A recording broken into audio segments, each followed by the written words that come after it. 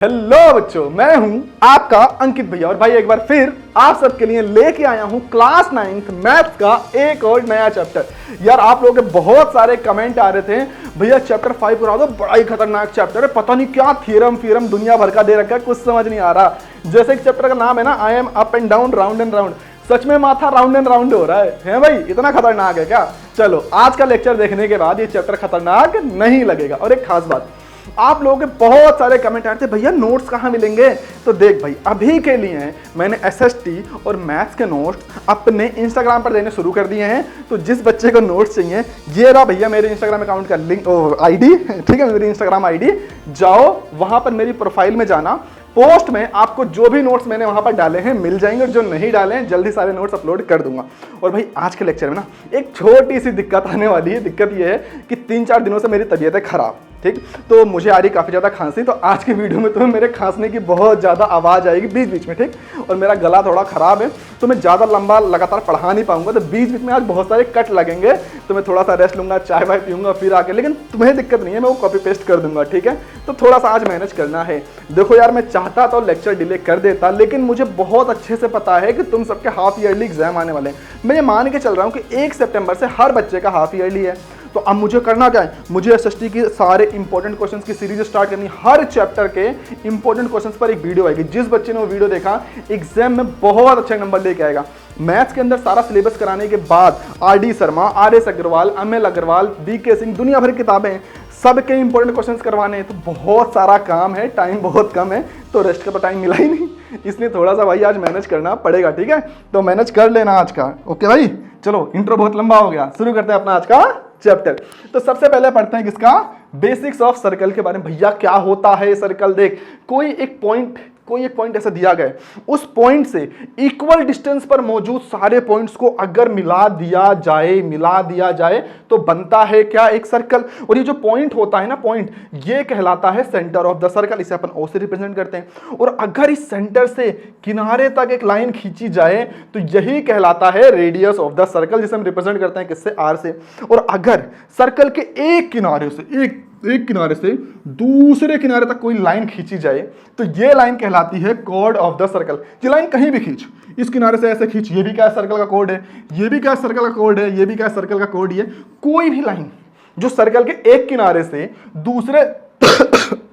दूसरे किनारे पर जाए वो क्या कहलाता है? Chord of the circle. लेकिन जब यही कोड सर्कल के सेंटर से होके जाए तो यही कोड कहलाता है डायमीटर ऑफ द सर्कल। तो डायमीटर क्या होता है भाई? डायमीटर होता है सर्कल की सबसे लॉन्गेस्ट कोड। ट्रू फॉल्स में आ सकता है, एमसीक्यू में आ सकता है, कहीं पर भी पूछा जा सकता है एक नंबर में, ठीक है। तो डायमीटर क्या होता है? सर्कल की सबसे लॉन्गेस्ट कोड होती है। अब ध्यान से देख, ये लाइन यहां से यहां किनारे पर गई, सेंटर से होके गई है, ये क्या है? सर्कल का डायमीटर है। अब देख, यहां से यहां तक की डिस्टेंस का रेडियस, यहां सेंटर से यहां तक क्या है? रेडियस। तो डायमीटर 2 रेडियस को मिला करके बना है। तो मैं लिख सकता हूं क्या, अगर मैं डायमीटर को डी से रिप्रेजेंट करूं तो डायमीटर 2 रेडियस को मिला के बना है, आर प्लस आर। तो डायमीटर किसके बराबर हो जाएगा? 2 इंटू आर के इक्वल। तो अगर कभी रेडियस दिया गया हो और डायमीटर पूछे तो क्या करोगे? 2 से मल्टीप्लाई कर दोगे रेडियस में, तो डायमीटर मिल जाएगा। और अगर कभी डायमीटर दिया और रेडियस पूछे तो कुछ नहीं करना भाई, डायमीटर का आधा कर देना, तो रेडियस पता चल जाएगा। अब जो ये सर्कल की कोड होती है, ये सर्कल को 2 हिस्सों में बांट देती है। जो ये छोटा वाला हिस्सा होता है ये कहलाता है minor segment of the circle, और जो बड़ा वाला हिस्सा होता है ये कहलाता है major segment of the circle. Detail में नहीं पढ़ना है तुम्हें, डिटेल में तो अगले चैप्टर में पढ़ेंगे, ठीक है। अभी बस सुन लो, कई जगह सवालों में काम आएगा। अब देखिए, जो सर्कल होता है, इस सर्कल की जो पूरी लेंथ होती है, ये जो पूरी लेंथ होती है। अब भाई मैंने कड़ा वड़ा तो पहना नहीं, तुमने पहना होगा ना, हाथ में कड़ा वड़ा पहनते हो ना, ब्रेसलेट वगैरह। अगर अभी रक्षाबंधन आएगा ना, राखी पहनोगे, ब्रेसलेट पहनोगे, तो जो कड़ा होता है वो सर्कल ही होता है। अगर उसे ऐसे काट के ऐसे खोल दिया जाए, जो उसकी पूरी लेंथ होती है, वही क्या कहलाता है? Circumference of the circle. तो इस सर्कल की जो पूरी लंबाई है वो क्या कहलाता है? Circumference of the circle. अब अगर इसी सर्कल पर से 2 पॉइंट ले लिया जाए, ऐसे 2 पॉइंट ले लिए जाए, तो यहां से यहां तक की लेंथ क्या कहलाएगी और यहां से यहां तक की लेंथ क्या कहलाएगी? तो जो छोटी वाली लेंथ होती है कहलाता है माइनर आर्क, और जो बड़ी वाली लेंथ होती है क्या कहलाता है, मेजर आर्क। बोल क्लियर है कि नहीं है।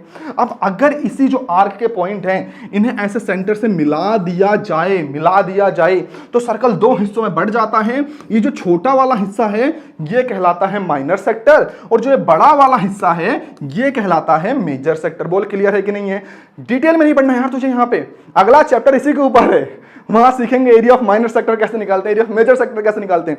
बस यहां पर सर्कल पढ़ रहे हैं, थोड़ा सा बेसिक बता दिया, ठीक है। अब आगे शुरुआत करते हैं भाई, आरंभ करते हैं थ्योरम का, आज के पहले थ्योरम का। बहुत परेशान करता है ना थ्योरम, क्या है भैया ज्योमेट्री, दिख रहा है सामने ट्राइंगल है फिर भी बोलते हैं प्रूफ करो ट्राइंगल है, दिख रहा है सामने सर्कल है फिर भी बोलते हैं प्रूफ करो सर्कल है, हाथ में आम लेके बैठे हो फिर भी बोलते हो प्रूफ करो आम है ना। कितनी अजीब बात है ना, सामने ट्राइंगल है, मास्टर बोल रहा है प्रूफ करो ट्राइंगल है, मन में ये आता ना अरे मास्टर दिख तो रहा है ट्राइंगल है, अब और कैसे प्रूफ करूं, ऐसा होता है ना, बट प्रूफ तो करना पड़ेगा। अब देख सबसे पहले समझ थ्योरम होता क्या है। देख भाई एक चीज होती है हाइपोथेसिस। हाइपोथेसिस बोले तो मेरे मन की मनगढ़ंत कहानी, मैंने कोई ऐसे कहानी बनाई कि ब्रह्मांड ऐसे बना होगा, ये ऐसा हुआ होगा, ऐसा वैसा, ये मेरी मनगढ़ंत कहानी कहलाती है हाइपोथेसिस।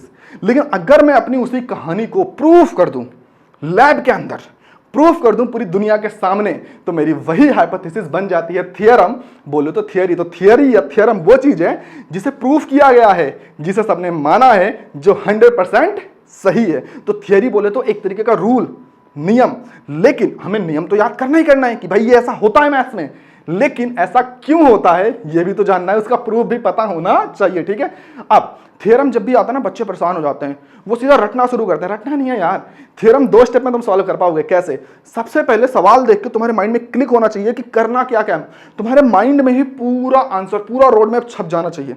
अब दूसरी चीज है उसे लिखना कैसे, क्योंकि इस प्रूफ वाले सवाल में नंबर तुम्हें तब मिलेंगे जो तुम ऐसे अच्छे से लिख करके आओगे। अगर तुमने अच्छे से लिखा नहीं है तो भाई नंबर नहीं मिलेंगे, नंबर तुम्हारे जाएंगे कट, ठीक है। तो अब पहला थ्योरम करते हैं। पहला थ्योरम क्या है, prove that the diameter is the longest chord in the circle. अभी थोड़ी देर पहले बताया था ना कि जो डायमीटर होता है वो सर्कल का लॉन्गेस्ट कॉर्ड होता है, इसी को क्या करना है, प्रूव करना है। मैं पहले तुम्हें सॉल्व करके दिखाता हूं, फिर ये तुम देख लेना, ठीक है। ये तो मैं इसलिए टाइप करके रखता हूं क्योंकि मुझे पता है मेरी राइटिंग बहुत खराब है, ताकि तुम्हें अच्छा शास्त्र देखने को मिले, ठीक है। तो हमसे बोला है क्या प्रूव करना है कि जो डायमीटर है वो सर्कल की सबसे लॉन्गेस्ट कॉर्ड होती है। तो सबसे पहले बनाया भैया एक सर्कल, फिर बनाया एक डायमीटर, ठीक है। ये ओ हो गया, ये हो गया ए बी, ये हो गया सर्कल का डायमीटर। अब एक कॉर्ड बना ले कोई, ये हो गया कॉर्ड पी क्यू। अब मुझे प्रूफ क्या करना है कि जो ए बी है वो सबसे लॉन्गेस्ट कॉर्ड है, यानी मुझे प्रूफ करना है कि जो ए बी है वो ग्रेटर है किससे, पी क्यू के। अब दिमाग चला कैसे कर सकता हूं मैं, क्या करूं कि हो जाए, थोड़ा तिगड़म लगाना पड़ेगा। अब अगर मैं इस कॉर्ड से एक लाइन खींचूं, सेंटर से जोड़ूं, यहां से जोड़ूं, तो अभी ये क्या बन गया, ट्राइंगल बन गया। अब एक ट्राइंगल की खास बात होती है, ट्राइंगल की खास बात क्या होती है भाई, कि जो ट्राइंगल होता है ना, ट्राइंगल में किन्हीं दो साइड्स का सम, कोई भी दो साइड्स का सम हमेशा तीसरी वाली साइड से ज्यादा होता है। किन्हीं भी दो साइड्स का सम हमेशा तीसरी वाली साइड से ज्यादा होता है। बस इसी प्रॉपर्टी का यूज करेंगे और प्रूफ कर देंगे। अब ध्यान से देख, यहां से यहां तक ये क्या है, सर्कल का रेडियस है, यहां से यहां तक ये भी क्या है, सर्कल का रेडियस। बताया था ना रेडियस क्या होता है, सेंटर जो सीधी लाइन सर्कल के किनारे तक जाए वो क्या होता है, रेडियस ऑफ द सर्कल। तो ये भी क्या है, रेडियस, ये भी क्या है, रेडियस। अब मैंने क्या बताया, ट्राइंगल की दो साइड्स का सम हमेशा तीसरी साइड से ज्यादा होता है। यानी अगर मैं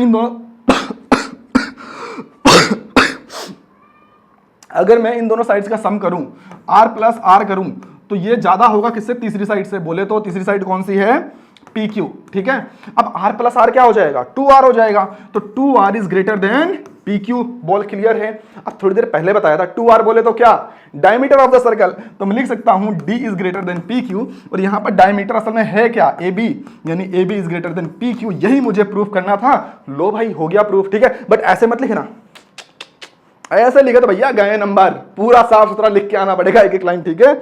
इसलिए मैंने ये पूरा अरेंज करके लाया हूं तुम्हारे लिए, स्लाइड से लिख करके लाया हूं, ठीक है। मुझे पता मेरी राइटिंग बहुत खराब है, बच्चा समझ ही नहीं पाएगा, ठीक है। मैं समझाऊंगा, साथ में ये स्लाइड से दिखाऊंगा ताकि तुम लिख पाओ, ठीक है। तो तुम्हें ये लाइन पूरी लिखनी पड़ेगी। According to the triangle inequality theorem, the sum of any two sides of the triangle must be greater than the third side. समझ आ रहा है मुन्ना? उसके बाद ये सारी कहानी करोगे तब जाके मिलेंगे नंबर, और ये डायग्राम भी ऐसे अच्छे से बनाना पड़ेगा, ठीक है, वरना नंबर जाएंगे कट। अब आगे की कहानी, आगे पढ़ना है हमें सिमेट्री के बारे में। देख यार गला थोड़ा तो खराब है, ठीक है, तो जब मुझे खांसी वासी आएगी, मुझे तो लग रहा है नॉर्मल है, तुम्हारे कान के पर्दे वर्दे फट जाएंगे, क्योंकि यहाँ तो लगा माइक, मैं थोड़ा सा भी तेज खांसूंगा तुम्हारे कान के पर्दे फट जाएंगे, बहुत तेज आवाज जाएगी, है ना।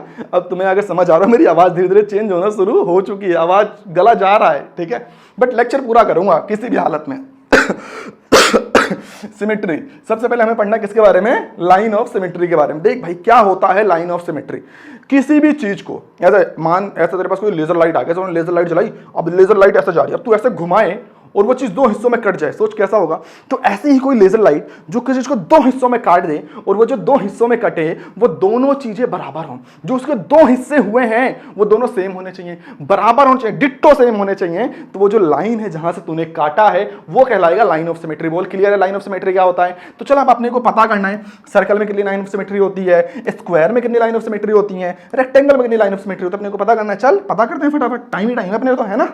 चल सर्कल में, अब देख ये सर्कल है, अब अगर सर्कल को मैं यहां से ऐसे काटूं तो एक हिस्सा ये निकला, एक हिस्सा ये निकला, दोनों सेम है, दोनों डिट्टो सेम है, ठीक है। तो यानी ये क्या है, इसकी एक लाइन ऑफ सिमेट्री है। अगर इसी सर्कल पे मैं लाइन यहां से ड्रॉ करता हूं, देख दो हिस्से निकलेंगे, दोनों सेम है। ऐसे अगर इस सर्कल पे मैं यहां से लाइन ड्रॉ करूं तो ये दोनों हिस्से भी सेम है। तो ऐसे सर्कल में तो ऐसे बहुत हजार इनफाइनाइट लाइंस खींच सकता है और हर बार दो हिस्से होंगे और दो के दोनों हिस्से क्या होंगे, सेम होंगे। इसीलिए हम कहते हैं कि सर्कल के अंदर भैया इनफाइनाइट लाइन ऑफ सिमेट्री होती है।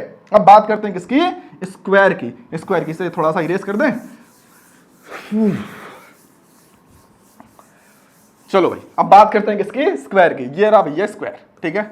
अब देख अगर इस स्क्वायर में मैं ऐसे लाइन खींचूं तो ये दो हिस्सों में बट गया, तो ये लाइन बराबर हिस्सों में बटा ना। अब देख लाइन थोड़ा आगे पीछे यार हो जाता है ना, तो मान ले बराबर हिस्सों में बटा, ठीक है। तो ये क्या इसकी लाइन ऑफ सिमेट्री है। ये स्क्वायर को मैं इस स्क्वायर को ऐसे भी तो काट सकता हूं, अब भी दो बराबर हिस्सों में बटेगा, तो ये भी इसकी लाइन ऑफ सिमेट्री है। अभी इस स्क्वायर को मैं कैसे काट सकता हूं, ऐसे काट दूं, अब भी तो दो बराबर हिस्सों में बटा, तो अभी ये क्या है, लाइन ऑफ सिमेट्री कहलाएगा।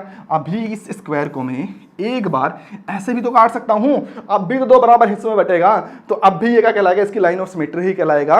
तो यहां से हमें पता चला स्क्वायर के अंदर टोटल कितनी लाइन ऑफ सिमेट्री होती हैं, 4 लाइन ऑफ सिमेट्री होती है। इसके अलावा तुम कहीं से भी लाइन खींचोगे बराबर दोनों हिस्सों में नहीं बटेगा, ठीक है।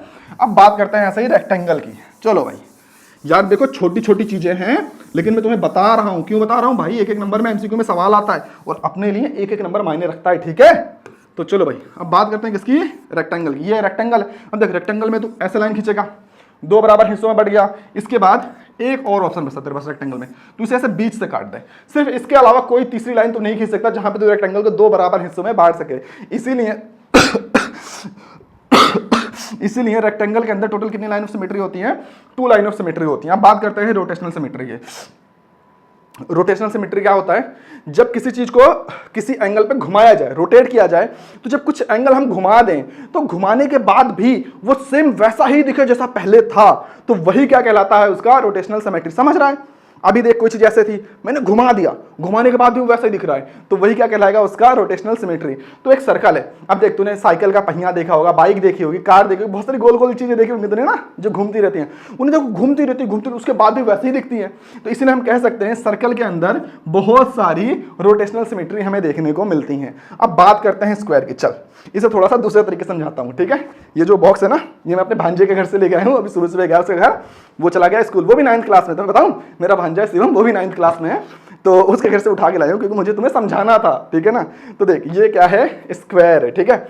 अब मैं इसे रोटेट करूं और मैं रोटेट करने के बाद ये ऐसा ही दिखना चाहिए। तो देख अगर मैं ऐसे करूं तो क्या पहले जैसा है, नहीं पहले तो ये ऐसा था, तो मुझे इसे पूरा 90 डिग्री ऐसे 90 डिग्री रोटेट करूं, अब हाँ स्क्वायर दिख रहा है। फिर से 90 डिग्री रोटेट करूंगा, फिर से पहले जैसा दिख रहा है, फिर से 90 डिग्री रोटेट करूंगा, फिर से पहले जैसा दिख रहा है। तो स्क्वायर को जब हर बार 90 डिग्री रोटेट करूंगा तो पहले जैसा दिखता है, और कितनी बार 4 बार, क्योंकि जैसे 4 बार के बाद घुमाओगे फिर से वही चीज तुम्हारे सामने आ जाएगी, है ना। तो इसीलिए स्क्वायर के अंदर टोटल कितनी रोटेशनल सिमेट्री होती है, 4, ठीक है। अरे कलर हाँ ठीक है, कितनी होती है रोटेशनल सिमेट्री, 4 होती है, ठीक है। अब बात करते हैं रेक्टेंगल की। देख भाई रेक्टेंगल के अंदर जब हम आते हैं, यार पेन अच्छा मेरे पास है, ठीक है, स्टाइलिश।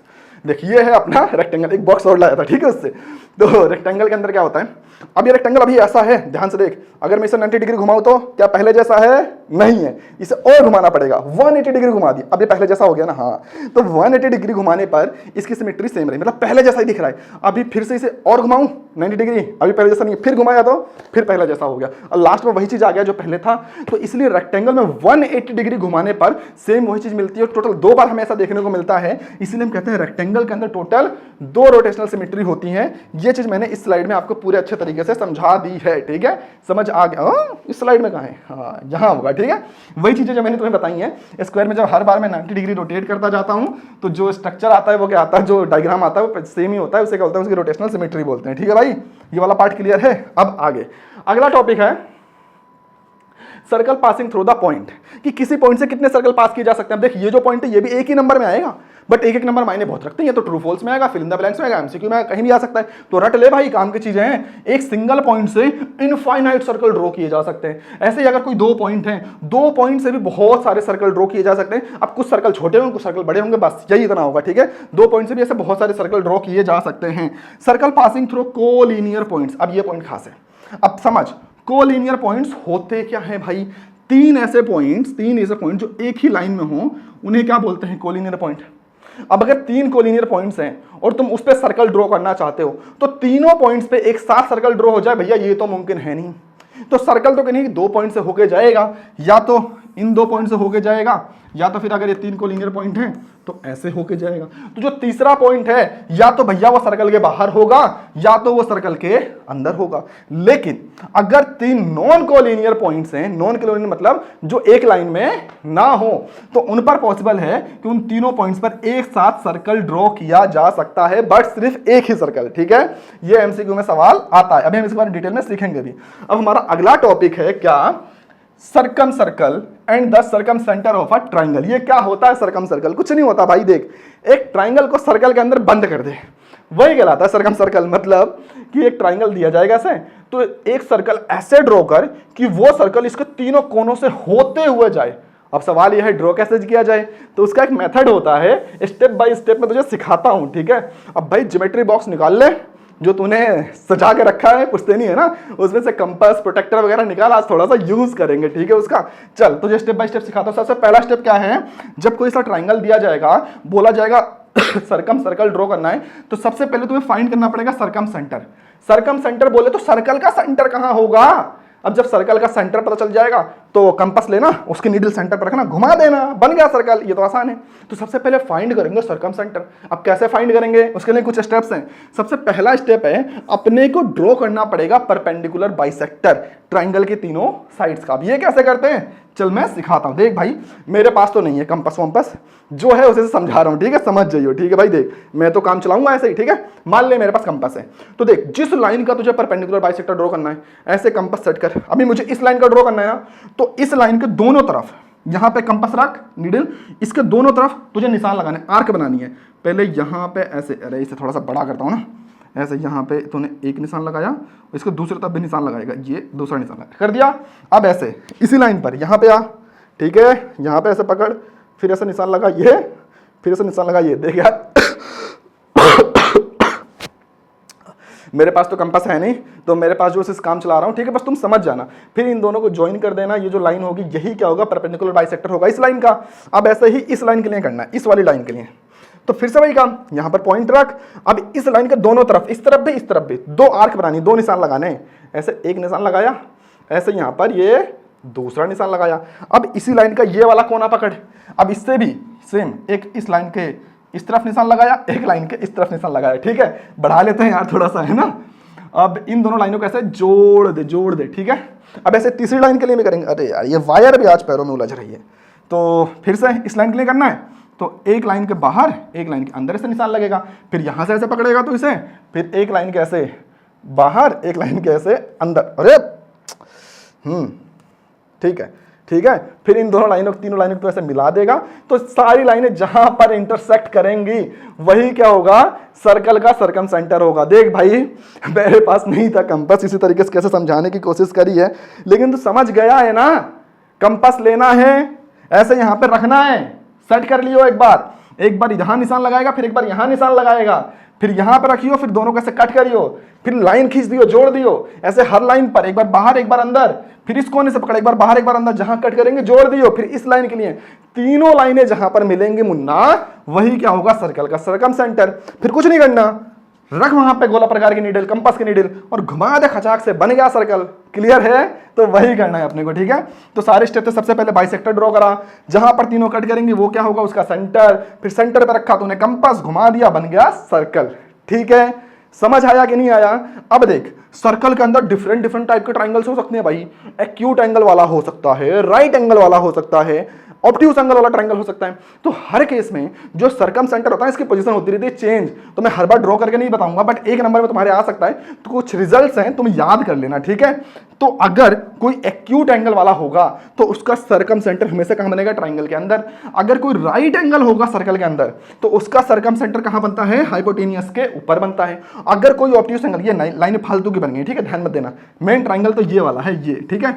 अगर कोई ऑब्ट्यूज एंगल का ट्रायंगल है तो उसका जो सरकम सेंटर होगा कहां पर बनेगा, ट्रायंगल के बाहर बनेगा। ठीक है भाई, चल अब शुरू करते हैं एक्सरसाइज 8.1 और उसका पहला क्वेश्चन इसी पर बेस्ड है, फटाफट करते हैं, ठीक है। तो 8.1 नहीं यार, 5.1, ठीक है। दिमाग काम नहीं कर रहा बुखार की वजह से, एक तो खांसी, गला खत्म है वैसे ही। तो 5.1 का पहला क्वेश्चन क्या है, draw triangle ABC with AB बराबर 5 सेंटीमीटर, एंगल है 70 डिग्री, एंगल भी 60 डिग्री, ड्रॉ द सरकम सेंटर। देख भाई, फिर से भाई अपने को ना कुछ डाटा दिया गया, बोला एक ट्रायंगल बनाओ और ना तुम्हें सरकम सर्कल बनाना है, मतलब एक ट्रायंगल बनाओ और उसके वर्टेक्स से सर्कल जाना चाहिए। अब कैसे करेगा, देख, बोला है एक लाइन है AB, वो 5 सेंटीमीटर के, सबसे पहले स्केल निकाल, ऐसे रख, 5 सेंटीमीटर की लाइन खींच। अब बोला एंगल है 70 डिग्री, एंगल है क्या होगा भाई, यहां से तू लाइन खींचेगा, यही तो होगा एंगल है, यहां से तू लाइन खींचेगा, यही तो होगा एंगल बी। अब एंगल ए रखना है 70 डिग्री, एंगल बी रखना है 60 डिग्री। अब कैसे होगा, चलो वो देखते हैं। अब भाई तेरी ज्योमेट्री में एक ऐसा कुछ होता है, डी बोलते हैं कई बच्चे, प्रोटेक्टर बोलते हैं कई बच्चे, जो भी तू समझ उसे निकालियो बाहर, ठीक है। तो या फिर गोला प्रकार के हेल्प से भी कर सकते हैं, कंपास की हेल्प से भी, ठीक है। तो चाहे इससे चाहे कंपास की हेल्प से कैसे भी कर लेना। अब तुम देख, ए को कितना रखना था, 70 डिग्री, तो जो इसका सेंटर होता है ना प्रोटेक्टर का, इससे तो यहाँ पे एक कोने पर रखेगा और देखेगा 70 डिग्री कहाँ पर आ रहा है, यहाँ पर आए, यहाँ पे ऐसे निशान लगाइए और सीधी लाइन खींच दियो। अब बी पर आ जा, फिर से रख यहाँ पे इसके कोने पर सेंटर का प्रोटेक्टर। अब देख 60 डिग्री कहाँ पर आ रहा है, यहाँ पे निशान लगा, यहाँ पे आ रहा है। अब हटा प्रोटेक्टर और ऐसे सीधी लाइन खींच दे। अब ये दोनों लाइनें जहां पर मिलेंगी वही पॉइंट क्या होगा, अपना सी होगा। तो यहां पर हमारा ABC ट्राइंगल तो बन गया। अब अपने को तो भैया सर्कल बनाना है इसके चारों तरफ, तो क्या करना पड़ेगा, इनका परपेंडिकुलर बाइसेक्टर ड्रॉ करना पड़ेगा। अब परपेंडिकुलर बाइसेक्टर कैसे ड्रॉ करता है बताया था ना, एक बार फिर से देख, यहाँ पकड़ ऐसे खच्चक खच्चक, यहाँ पे पकड़ ऐसे, फिर ये खच्चक खच्चक ऐसे मारा, फिर इस वाली लाइन पर आ जाइए, बाहर मारा धैट धैट, फिर यहाँ पे आ गया, ये करा, फिर ये यहाँ पे ऐसे, फिर ये ऐसे, फिर ये यहाँ पे रखेगा, ऐसे करेगा, ठीक है। हम तो जल्दी में बता रहा हूँ ना, और फिर जहाँ पे सारी लाइन्स इंटरसेक्ट करेंगी वही क्या हो जाएगा, हमारा सरकम सेंटर, ठीक है। और जब सरकम सेंटर मिल गया तो सबसे लास्ट में क्या करेगा, यहाँ पर तो रखेगा अपना कंपास की नीडल और ऐसा खच्चा ऐसे घुमा देगा और बन गया अपना सरकम सर्कल, ठीक है। बोल क्लियर है कि नहीं, 5.1 हो गया क्लियर, ठीक है भाई। अब अगला क्वेश्चन क्या है, क्वेश्चन 4, 1 के बाद सीधा 4, हाँ, क्योंकि 2 और 3 जो क्वेश्चन है डिट्टो सेम है पहले वाले की तरह, वो तुम्हारा काम है, करोगे अभी, ठीक है। तो 1 और 2 और 3 तुम करोगे और भाई उसका आंसर तुम कमेंट में तो दे नहीं सकते, वो तो बनाना है। तो फोटो खींचना, मेरे इंस्टाग्राम आईडी पे मुझे मैसेज करना, जो बच्चा भेजेगा अगली वीडियो में उसका नाम लूंगा उसके सवाल के साथ, ठीक है। जो बोलेगा उसके बारे में बोल भी दूंगा, ठीक है। यहाँ पर पिछली वीडियो मैंने कुछ सवाल दिया था, बच्चों ने जवाब दिए हैं, अभी नाम लूंगा उनका, ठीक है। तो अभी हम करते हैं क्वेश्चन नंबर 4। क्वेश्चन नंबर 4 क्या, what is the least possible radius of the circle through 2 points A and B। अब देख, मान लीजिए एक पॉइंट है A, ये पॉइंट है B, अब इन दोनों से होते हुए मुझे एक सर्कल बनाना है। तो भाई सर्कल क्या बनेगा, सर्कल तो यही बनेगा। अब बोला यहाँ पे लीस्ट पॉसिबल रेडियस क्या हो सकता है भाई, अगर ये सेंटर है, यहाँ से लाइन खींचेगा तो ये क्या होगा, इसका डायमीटर। तो रेडियस क्या होगा, डायमीटर का आधा ही तो होता है, तो रेडियस क्या होगा AB/2, तो क्या होगा AB का आधा। अब तुम्हें इसे लिखना पड़ेगा, कैसे लिखोगे, the least possible radius of a circle passing through 2 points A and B is half of the distance between them. बोल समझ आ रहा, वही पॉइंट है ना जो मैंने यहाँ पे बोला है। तो अब बात करते हैं उस सवाल की जो मैंने पिछली क्लास में तुमसे पूछा था। तो सवाल क्या था भैया, पहला था statement every sequence in is an AP. अब बच्चे परेशान मत हो जाना, अरे भैया सर्कल में एपी, ये पिछले लेक्चर का सवाल है जो मैंने बच्चों से पूछा था, बच्चों ने कमेंट किया था, मुझे उनका जवाब देना है, ठीक है। तो every sequence is an AP, बताओ सही है गलत है? क्या हर सीक्वेंस एपी होता है? नहीं, हर सीक्वेंस एपी नहीं होता है, तो इसका सही आंसर होगा क्या? फॉल्स। अगला है every AP is a sequence, every AP is a sequence, क्या हर एपी सीक्वेंस होता है? हाँ भाई, हर एपी सीक्वेंस होता है, तो इसका आंसर क्या हो जाएगा? ट्रू। अब देखो बहुत सारे बच्चों ने आंसर दिए थे और भी बहुत सारे बच्चे थे, बट सबके कमेंट्स यहां पर दिखा पाना पॉसिबल नहीं था। दिखाने बैठता तो 2-3 स्लाइड कमेंट्स में चली जाती, तो मुझे जो स्टार्टिंग के मिले मैंने रख दिए हैं। बाकी बच्चे नाराज नहीं होंगे यार, सबका कमेंट अगली वीडियो में दिखा दूंगा, ठीक है। कुछ बच्चे उनका नाम लेते हैं फटाफट। एक था रियल टेक, इसने नाम नहीं लिखा, बच्चों की आईडी बड़ी खतरनाक है। सार्थक ने जवाब दिया था, अमित कुमार ने जवाब दिया था, और रियल टेक तो हो ही गया। और कौन सा था? सेवा विथ आराध्या, अच्छा आराध्या बच्चे ने नाम भी लिखा है अपना। और कौन था? अजय ने लिखा था, कौन है ये? नसूइन जो भी है बच्चे, ठीक है। और पवन कुमार ने जवाब दिया था। वेद प्रकाश, ये तो बच्चे के पापा या भैया का किसी का नाम होगा, ठीक है। और ये पूनम ने जवाब दिया था। ऐसे बहुत सारे बच्चों ने आंसर दिए थे। मैंने कोशिश करी हर बच्चे का नाम लेने की। अब कुछ बच्चे ऐसे थे जो इंस्टाग्राम पर मैसेज करते, भैया मेरा नाम लेना, मुझे याद नहीं आ रहा। एक लड़की थी, उसने बोला था भैया मेरी मम्मी पापा कहते हैं तू भैया की हर वीडियो देखती, भैया तेरा नाम ही नहीं लेते। और इत्तेफाक देखो, मैं कल 1 घंटे मैंने उस बच्चे का कमेंट ढूंढा, इंस्टाग्राम में मैसेज ढूंढा, मिल ही नहीं रहा। एक बच्चे का नाम याद है यार, दाऊद नाम बताया था क्या उसने, कि भैया मैं सऊदी अरब में रहता हूँ, आपकी वीडियो देखता हूँ, तो उसका नाम तो याद है मुझे। और एक बच्चे का कल कमेंट आया था, श्लोक नाम था शायद, कि भैया मेरा नाम लेना। देखो बहुत सारे मैसेज आए थे इंस्टाग्राम पे, मैं जेन्युइनली बता रहा हूँ, मुझे सबके नाम लेने थे, बट मैं ढूंढ रहा था, मैसेज मिले ही नहीं। तो एक बार मेरे कहने पर जिन जिन बच्चों को ये है कि मेरा नाम लो, इंस्टाग्राम पर ना मुझे मैसेज कर देना, आज मैसेज कर देना, मैं सबके स्क्रीनशॉट लेकर के अगली वीडियो में दिखाऊंगा, पक्का दिखाऊंगा, ठीक है। तो नाराज होने वाली कोई बात नहीं है। अब देख भाई ये हो गया, अब मैं थोड़ा सा लूंगा रेस्ट, मेरा गला जा चुका भाई, नहीं रही अब हिम्मत, तो थोड़ा सा लूंगा रेस्ट, जा रहा हूँ चाय वाय पीऊंगा, उसके बाद आकर के ना अगला पार्ट रिकॉर्ड करूंगा। थोड़े से टेक वेक लगेंगे, मैनेज कर लेना, ठीक है भाई लोग। तो तुम्हें नहीं जाना, सवाल करने अभी दूसरा तीसरा, ठीक है। और मैं आ रहा हूं, मैं तो कट पेस्ट कर दूंगा, मुझे क्या दिक्कत है, ठीक है भाई, करो फिर। तो चलो भाई, अपना चाय नाश्ता तो हो गया, आगे की कहानी शुरू करते हैं। और यार अभी जब मैंने कैमरा चेक करा ना भाई, मुझे इतना दुख हुआ यार, मैंने कैमरे की सेटिंग मतलब वो ज़्यादा ये ना इधर वाला जो पार्ट है वो पूरा सही दिख ही नहीं रहा था। मैंने पता नहीं कैसे एडजस्ट करा, तो तबीयत ठीक नहीं है, मैंने लाइट से ही एडजस्ट नहीं करी। अगर इसके पीछे वाला पोर्शन तुमने देखा होगा, लाइट्स अच्छी नहीं होंगी, ये वाला पार्ट दिख नहीं रहा था। फिर मैंने ध्यान से देखा तो बहुत ज़्यादा कुछ तो गायब नहीं है, थोड़ी बहुत 2-4 वर्ड्स हैं जो गायब है, बट मैंने वहाँ पर बोला अच्छा है, ठीक है। तो थोड़ा बहुत यार वहाँ पर दिक्कत आई है, मैं उसे दोबारा रिकॉर्ड नहीं करूँगा यार, मेरे अंदर नहीं है हिम्मत, ठीक है। तो उसी पर काम चलेगा, वो कंटिन्यू वही रहेगा, ठीक है भाई। तो चल अब आगे की कहानी शुरू करते हैं। आगे आपने क्या पढ़ना है? Angle subtended bye a cord at a point. अब कॉर्ड क्या होता है, थोड़ी देर पहले बताया था ना, अगर सर्कल के एक किनारे से दूसरे किनारे तक कोई लाइन खींची जाए तो वही क्या कहलाता है? कॉर्ड कहलाता है सर्कल का। अब अगर इसी कॉर्ड से 2 लाइनें ऐसे खींची जाए और उन्हें कहीं पर मिलाया जाए, तो जहां पर ये 2 लाइनें मिलेंगी वहां पर एक एंगल बनेगा। अब भाई ये एंगल सेंटर पर भी बन सकता है, ये एंगल यहां पर बन सकता है, ये एंगल यहां पर बन सकता है, या फिर ये 2 लाइनें कहीं यहां पर मिल सकती हैं। तो हर जगह कहीं पर भी एंगल बन सकता है। तो अब आगे के जितने भी थ्योरम हमें पढ़ने हैं उसमें हमें कोड से रिलेटेड ही सारे थ्योरम्स पढ़ने हैं। तो अब जो आगे आने वाले थ्योरम हैं उसमें भाई तुम्हारा थोड़ा सा ना माथा चकराने वाला है। क्यों? क्योंकि वहां पर यूज होगा कन्ग्रेंसी ऑफ द ट्राइंगल, कन्ग्रेंट ट्राइंगल, और ये चीजें चैप्टर में दी नहीं गई हैं। अब बच्चा परेशान हो जाएगा, यार ये क्या हो रहा है? तो इसीलिए मैं पहले तुम्हें पढ़ाऊंगा क्या? कन्ग्रेंट ट्राइंगल्स के बारे में, कन्ग्रेंसी ऑफ द ट्राइंगल के बारे में, जिससे कि आगे के सारे थ्योरम तुम्हें अच्छे से समझ आए। तो चल सबसे पहले पढ़ते हैं किसके बारे में? कन्ग्रेंट ट्राइंगल्स के बारे में। कन्ग्रेंट ट्राइंगल बोले तो जुड़वा भाई, 2 ट्राइंगल जो एक दूसरे के जुड़वा हैं, बिल्कुल डिक्टो एक जैसे, ठीक है। जैसे अगर ये 2 ट्राइंगल हैं और अगर ये आपस में कन्ग्रेंट हैं तो इनकी सारी करस्पॉन्डिंग साइड्स और सारे करस्पॉन्डिंग एंगल दोनों के इक्वल होंगे। अब भैया ये करस्पॉन्डिंग साइड क्या होता है? देख, जैसे कि मैं और दीपक भैया हैं, दोनों यहां अगल बगल खड़े हो जाए, तो मेरा लेफ्ट हैंड देखेगा तो दीपक भैया का भी तो लेफ्ट हैंड ही देखेगा, यानी लेफ्ट के लिए लेफ्ट वाला चेक करेगा, और जब तू मेरा राइट हैंड देखेगा तो दीपक भैया का भी राइट हैंड ही देखेगा। समझ आ रहा है? तो लेफ्ट को तू लेफ्ट से कंपेयर करेगा, राइट को तू राइट से कंपेयर करेगा, ठीक है। इसे बोलते हैं करस्पॉन्डिंग साइड। यानी अगर 2 ट्राइंगल्स आपस में कन्ग्रेंट हैं तो इसकी ये वाली साइड इसके इक्वल होगी, ये वाली साइड इसके इक्वल होगी, ये वाली साइड इसके इक्वल होगी, और सारे करस्पॉन्डिंग एंगल्स भी एक दूसरे के इक्वल होंगे। यानी ये वाला एंगल इसके इक्वल होगा, ये वाला एंगल इसके इक्वल होगा, ये वाला एंगल इसके इक्वल होगा। बोल ये वाली बात क्लियर है कि नहीं है? अब एक वर्ड जो आने वाले थ्योरम्स में, आने वाले एक्सरसाइज के हर एक सवाल में जो तुम्हें परेशान करेगा वो है सीपीसीटी। परेशान हो जाओगे तुम सुन सुन के, हर जगह आ रहा है सीपीसीटी सीपीसीटी, तुम बोल दोगे अरे है क्या ये सीपीसीटी, हर जगह आ रहा है। तो सीपीसीटी का मतलब होता है corresponding parts of the congruent triangle, यानी कि दो ट्राइंगल्स अगर कन्ग्रेंट हो जाएंगे तो हम बोलेंगे, ये सीपीसीटी लिखेंगे कि भैया दोनों ट्राइंगल तो कन्ग्रेंट हैं, तो इनके सारे करस्पॉन्डिंग पार्ट्स भी आपस में क्या होंगे, इक्वल होंगे। बस तो भी याद रख, सवालों में अच्छे से कराऊंगा, ठीक है। इस पे जो भी लिखा है मैं पूरा समझा चुका हूं, स्लाइड के ऊपर अच्छे से देख लियो। अब समझते हैं आगे ये कि कैसे डिसाइड किया जाता है कि दो ट्राइंगल्स आपस में कन्ग्रेंट हैं कि नहीं है। तो उसका क्राइटेरिया क्या है ये समझते हैं, ठीक है। सबसे पहला क्राइटेरिया क्या भी है, ट्रिपल एस। ट्रिपल एस बोला ध्यान से, ठीक है, ज्यादा इधर उधर का नहीं।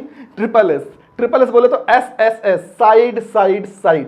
जब दो ट्राइंगल्स की तीनों करस्पॉन्डिंग, मैं एक वर्ड बार बार बोल रहा हूं, करस्पॉन्डिंग, जब दोनों ट्राइंगल्स की तीनों करस्पॉन्डिंग साइड्स इक्वल हो, सेम हो, तो वो ट्राइंगल क्या कहलाएगा, कन्ग्रेंट कहलाएगा। और ये रूल कौन सा कहलाएगा, ट्रिपल एस रूल। हमें लिखना पड़ेगा कि अगर ये दोनों ट्राइंगल कन्ग्रेंट हैं तो कौन से रूल से हैं। अगर ट्रिपल एस रूल से है तो ट्रिपल एस लिखना पड़ेगा, ध्यान दिए इसलिए सिखा रहा हूं। तो अगर ये वाली साइड इसके इक्वल, ये वाली साइड इसके इक्वल, ये वाली साइड इसके, अगर तीनों साइड्स इक्वल आ गई दोनों ट्राइंगल्स की, तो ट्रिपल एस रूल से वो दोनों ट्राइंगल्स आपस में क्या हो जाएंगे, कन्ग्रेंट हो जाएंगे। अगला क्राइटेरिया क्या भैया, एस ए एस। जब दो करस्पॉन्डिंग साइड्स, ऐसे दो करस्पॉन्डिंग साइड्स और दोनों करस्पॉन्डिंग साइड्स के बीच का एंगल भी, ये भी इक्वल हो जाए, तो ये दोनों ट्राइंगल क्या कहलाएंगे, कन्ग्रेंट कहलाएंगे, ठीक है। तो जब दो करस्पॉन्डिंग साइड्स और दोनों करस्पॉन्डिंग साइड्स के बीच का एंगल दोनों ट्राइंगल्स का इक्वल हो जाए, तो वो रूल कौन सा कहलाएगा, एस ए एस कहलाएगा। यानी यहां पर जो ट्राइंगल कन्ग्रेंट हुआ है कौन से रूल से हुआ है, कौन से क्राइटेरिया से हुआ है, एस ए एस से हुआ है। अगला है ए एस ए, बोले तो A for angle, S for side और ए फॉर एंगल। यानी जब दो एंगल और उनके बीच में कोई एक साइड दोनों ट्राइंगल्स के बीच में इक्वल हो जाए तो भी वो क्या कहलाएगा, कन्ग्रेंट ट्राइंगल ही कहलाएगा। जैसे कि यहां पर ये वाला एंगल इसके इक्वल, ये वाला एंगल इसके इक्वल, और कोई एक साइड, ये वाली साइड दोनों में क्या हो जाए, इक्वल हो जाए, तो भी ये ट्राइंगल क्या कहलाएगा, कन्ग्रेंट कहलाएगा। चाहे ये इक्वल हो जाए, चाहे ये इक्वल हो जाए, कोई भी दो एंगल और एक साइड इक्वल हो जाए तो वो ट्राइंगल क्या कहलाएंगे, दोनों कन्ग्रेंट ट्राइंगल ही कहलाएंगे। अगला है भैया ए A S. A A S क्या होता है, यहां पर मुझे लग रहा है गलत हुआ है, ये वाली साइड इक्वल होगी, ठीक है। अब आगे ए ए एस क्या होता है, एंगल एंगल साइड। जब दो एंगल और कोई एक साइड, दो एंगल मतलब दोनों एंगल और यहां पर साइड में कोई दूसरी साइड ट्राइंगल की, दोनों ट्राइंगल्स की इक्वल हो जाए तो भी दोनों ट्राइंगल्स क्या कहलाते हैं, कन्ग्रेंट ही कहलाते हैं। इसका ज्यादा यूज वैसे होता है नहीं, ठीक। अब आखिरी है आरएचएस। आरएचएस क्या होता है, जब दो ट्राइंगल के बीच में दोनों ट्राइंगल 90 डिग्री वाले हो, यानी हर जगह यहां पर भी एक 90 डिग्री बने, यहां पर भी एक 90 डिग्री बने, तो दोनों में 90 डिग्री का एंगल होना चाहिए। और दोनों का जो ये हाइपोटेनियस है, H4 हाइपोटेनियस इक्वल होना चाहिए। और 90 डिग्री दोनों में हो, R4 right angle, H4 hypotenuse, दोनों का हाइपोटेनियस इक्वल हो, और S4 साइड कि दोनों में कोई एक साइड भी क्या होनी चाहिए, इक्वल होनी चाहिए। जब दोनों ट्राइंगल्स में कोई एक हाइपोटेनियस दोनों में सेम है, दोनों में 90 डिग्री है और एक साइड भी दोनों में सेम है, तो ये दोनों ट्राइंगल क्या कहलाएंगे, आपस में कन्ग्रेंट ही कहलाएंगे। और ये कौन से रूल से कन्ग्रेंट होंगे भैया, आरएचएस रूल से, बोले तो राइट एंगल हाइपोटेनियस साइड। ये क्या था, क्राइटेरिया था किसका, ये तय करने का कि दो ट्राइंगल्स आपस में कन्ग्रेंट हैं कि नहीं है, ठीक है। अब चलो पढ़ते हैं आगे के थ्योरम्स के बारे में, तुम्हें बहुत अच्छे से चीजें समझ आएंगी। सबसे पहला थ्योरम क्या है, equal codes of a circle subtend equal angles at the centre. किसी सर्कल के अंदर अगर दो इक्वल कोड हैं तो सेंटर पे वो जो एंगल बनाएंगे ना वो भी क्या होगा, इक्वल ही होगा। अब देखिए सवाल करना कैसे है, मैं तुझे बिल्कुल बेसिक से बताता हूं, अभी ये सब नहीं, मैं बताता हूं करना कैसे, दिमाग में कैसे लाओगे, फील कैसे करोगे। सबसे पहले एक सर्कल ड्रॉ करो, ठीक है। अब बोला क्या है, दो इक्वल कोड, तो दो इक्वल कोड बना लो भैया, ऐसे दो इक्वल कोड बना लो। ये लो, इसे नाम दे दो ए बी और इसे नाम दे दो पी क्यू, ठीक है। और ये मान लो क्या है, इसका सेंटर। अब दोनों सेंटर से जो एंगल बनाएंगे, ये ले भैया, ये इसका और ये इसका। बोला है दोनों सेंटर से जो एंगल बनाएंगे वो इक्वल होगा, ये हमारा रूल है। ये बोला है कि अगर ये दो इक्वल कोड है तो सेंटर पे जो इनका एंगल बनेगा वो इक्वल ही होगा, ये थ्योरम है। और अपने को यही प्रूफ करना है, यानी बेसिकली अपने को प्रूफ क्या करना है, अगर मैं इसे O मानूं, मुझे प्रूफ करना है एंगल AOB। अब बोलिए यहाँ पे मैंने एंगल AOB क्यों लिखा, इसका तरीका बताता हूँ। देख, जिस एंगल O की बात कर रहे हैं ना, अब देखिए एंगल O किसके किसके बीच में बना है, A और ये B वाली लाइन के बीच में बचाना है, तो इसीलिए यहां से ऐसे लिखते हैं AOB, मतलब ऐसे A से शुरू कर O और फिर B, ठीक है। अब अगला है, ये बराबर होना चाहिए किसके, एंगल POQ क्यू। अब कई बच्चे पता क्या करते हैं, यहां पर लिख देते हैं एंगल ओ इक्वल होना चाहिए एंगल ओ के। अरे भाई कैसे, क्लियर कैसे होगा कि तुम कौन से एंगल की बात कर रहे हो, इसलिए पूरा पूरा लिखा जाता है, ठीक है। ए ओ बी, इसे समझते कैसे हैं, ए ओ बी मतलब इस वाले एंगल की बात हो रही है। एंगल पी ओ क्यू मतलब पी ओ क्यू मतलब इस वाले एंगल की बात हो रही है, समझ आ रहा है, इसलिए पूरा लिखते हैं। तो अपने को साबित करना है, प्रूफ करना है कि ये दोनों आपस में क्या है, इक्वल है। अब देख गिवन क्या है अपने पास, डाटा क्या है अपने पास, हमें बोला है कि दोनों कोर्स आपस में क्या है, इक्वल हैं, मतलब कि ये जो ए बी है ये इक्वल है किसके, पी क्यू के, ये दिया गया है। अब क्या करूं भाई, कैसे प्रूफ करूं, अब यहां पर इस्तेमाल होगा कॉन्ग्रुएंसी ऑफ ट्रायंगल वाला रूल। अगर मैं किसी तरीके से इन दोनों ट्रायंगल्स को एक दूसरे के कॉन्ग्रुएंट प्रूफ कर दूं तो बाई सीपीसीटी मतलब अगर ये दोनों कॉन्ग्रुएंट प्रूफ हो जाएंगे तो इनके सारे करस्पॉन्डिंग पार्ट्स आपस में इक्वल होंगे, यानी ये वाला एंगल किसका इक्वल साबित हो जाएगा, इसको इक्वल साबित हो जाएगा, और मुझे ये तो प्रूफ करना था। तो अब मेरा सारा फोकस किस चीज पर है कि इन दोनों ट्राइंगल्स को कॉन्ग्रुएंट प्रूफ करना है। अब मैं कैसे कर सकता हूं, 5 क्राइटेरिया थे मेरे पास टोटल, ठीक है, एसएस था, आरएचएस था, बहुत सारे थे। अब देख मैं पहले एस देखता हूं, ये वाली साइड क्या है, ओ ए क्या है, रेडियस है सर्कल का, और यहां पर ये ओ पी भी क्या है, रेडियस है सर्कल का। तो मैं लिख सकता हूं ओ ए इक्वल है किसके, ओ पी के, और यहां पे ब्रैकेट में क्या लिखूंगा मैं, radius of the circle. Writing पे ध्यान मत दो यार, पीछे सब कुछ मैंने साफ साफ लिखा है, तुम्हें अभी मिल जाएगा, ठीक है। दूसरा साइड, दूसरा करस्पॉन्डिंग पार्ट देख, ओ पी ये भी सर्कल का रेडियस है और ओ क्यू वो भी सर्कल का रेडियस है। तो मैं लिखूंगा ओ पी जो है इक्वल है किसके, ओ क्यू के, और ये भी क्या है, रेडियस ऑफ द सर्कल। अब तीसरा, ट्राइंगल की तीसरी साइड देख, ये जो ए पी है ये बराबर होगा पी क्यू के, ये जो ए पी, अरे ये पी नहीं था यार, बी था, गलती हो रही है बार बार, इसे लिखो क्या था ये, ओ बी था, ठीक है, ओ बी, हाँ। अब ये जो ए बी है ये इक्वल होगा भैया किसके, ये इक्वल होगा पी क्यू के। क्यों, क्योंकि ये तो हमें सवाल में गिवन ही है। अब दोनों ट्राइंगल्स के तीनों करस्पॉन्डिंग साइड आपस में इक्वल साबित हो चुकी हैं, ये दोनों रेडियस हो गए, ये हमें गिवन है। तो बाई एस एस रूल मैं लिख सकता हूं कि ये जो ट्राइंगल है, ये वाला ट्राइंगल ए ओ बी, ये सिंबल होता है ट्राइंगल का, ठीक है, और ये ऐसे इक्वल करके जो ऐसे डंडी बना देते हैं ना, ऐसे ऊपर एस लिख देते हैं, ये सिंबल होता है कॉन्ग्रुएंसी का, ठीक है। इसका मतलब ये दोनों ट्राइंगल आपस में कैसे कॉन्ग्रुएंट है। ये ए ओ बी किसके कॉन्ग्रुएंट है, ट्राइंगल पी ओ क्यू के, बोल क्लियर है। और ब्रैकेट में लिखियो बाई एस एस एस, ये तुझे लिखना पड़ेगा।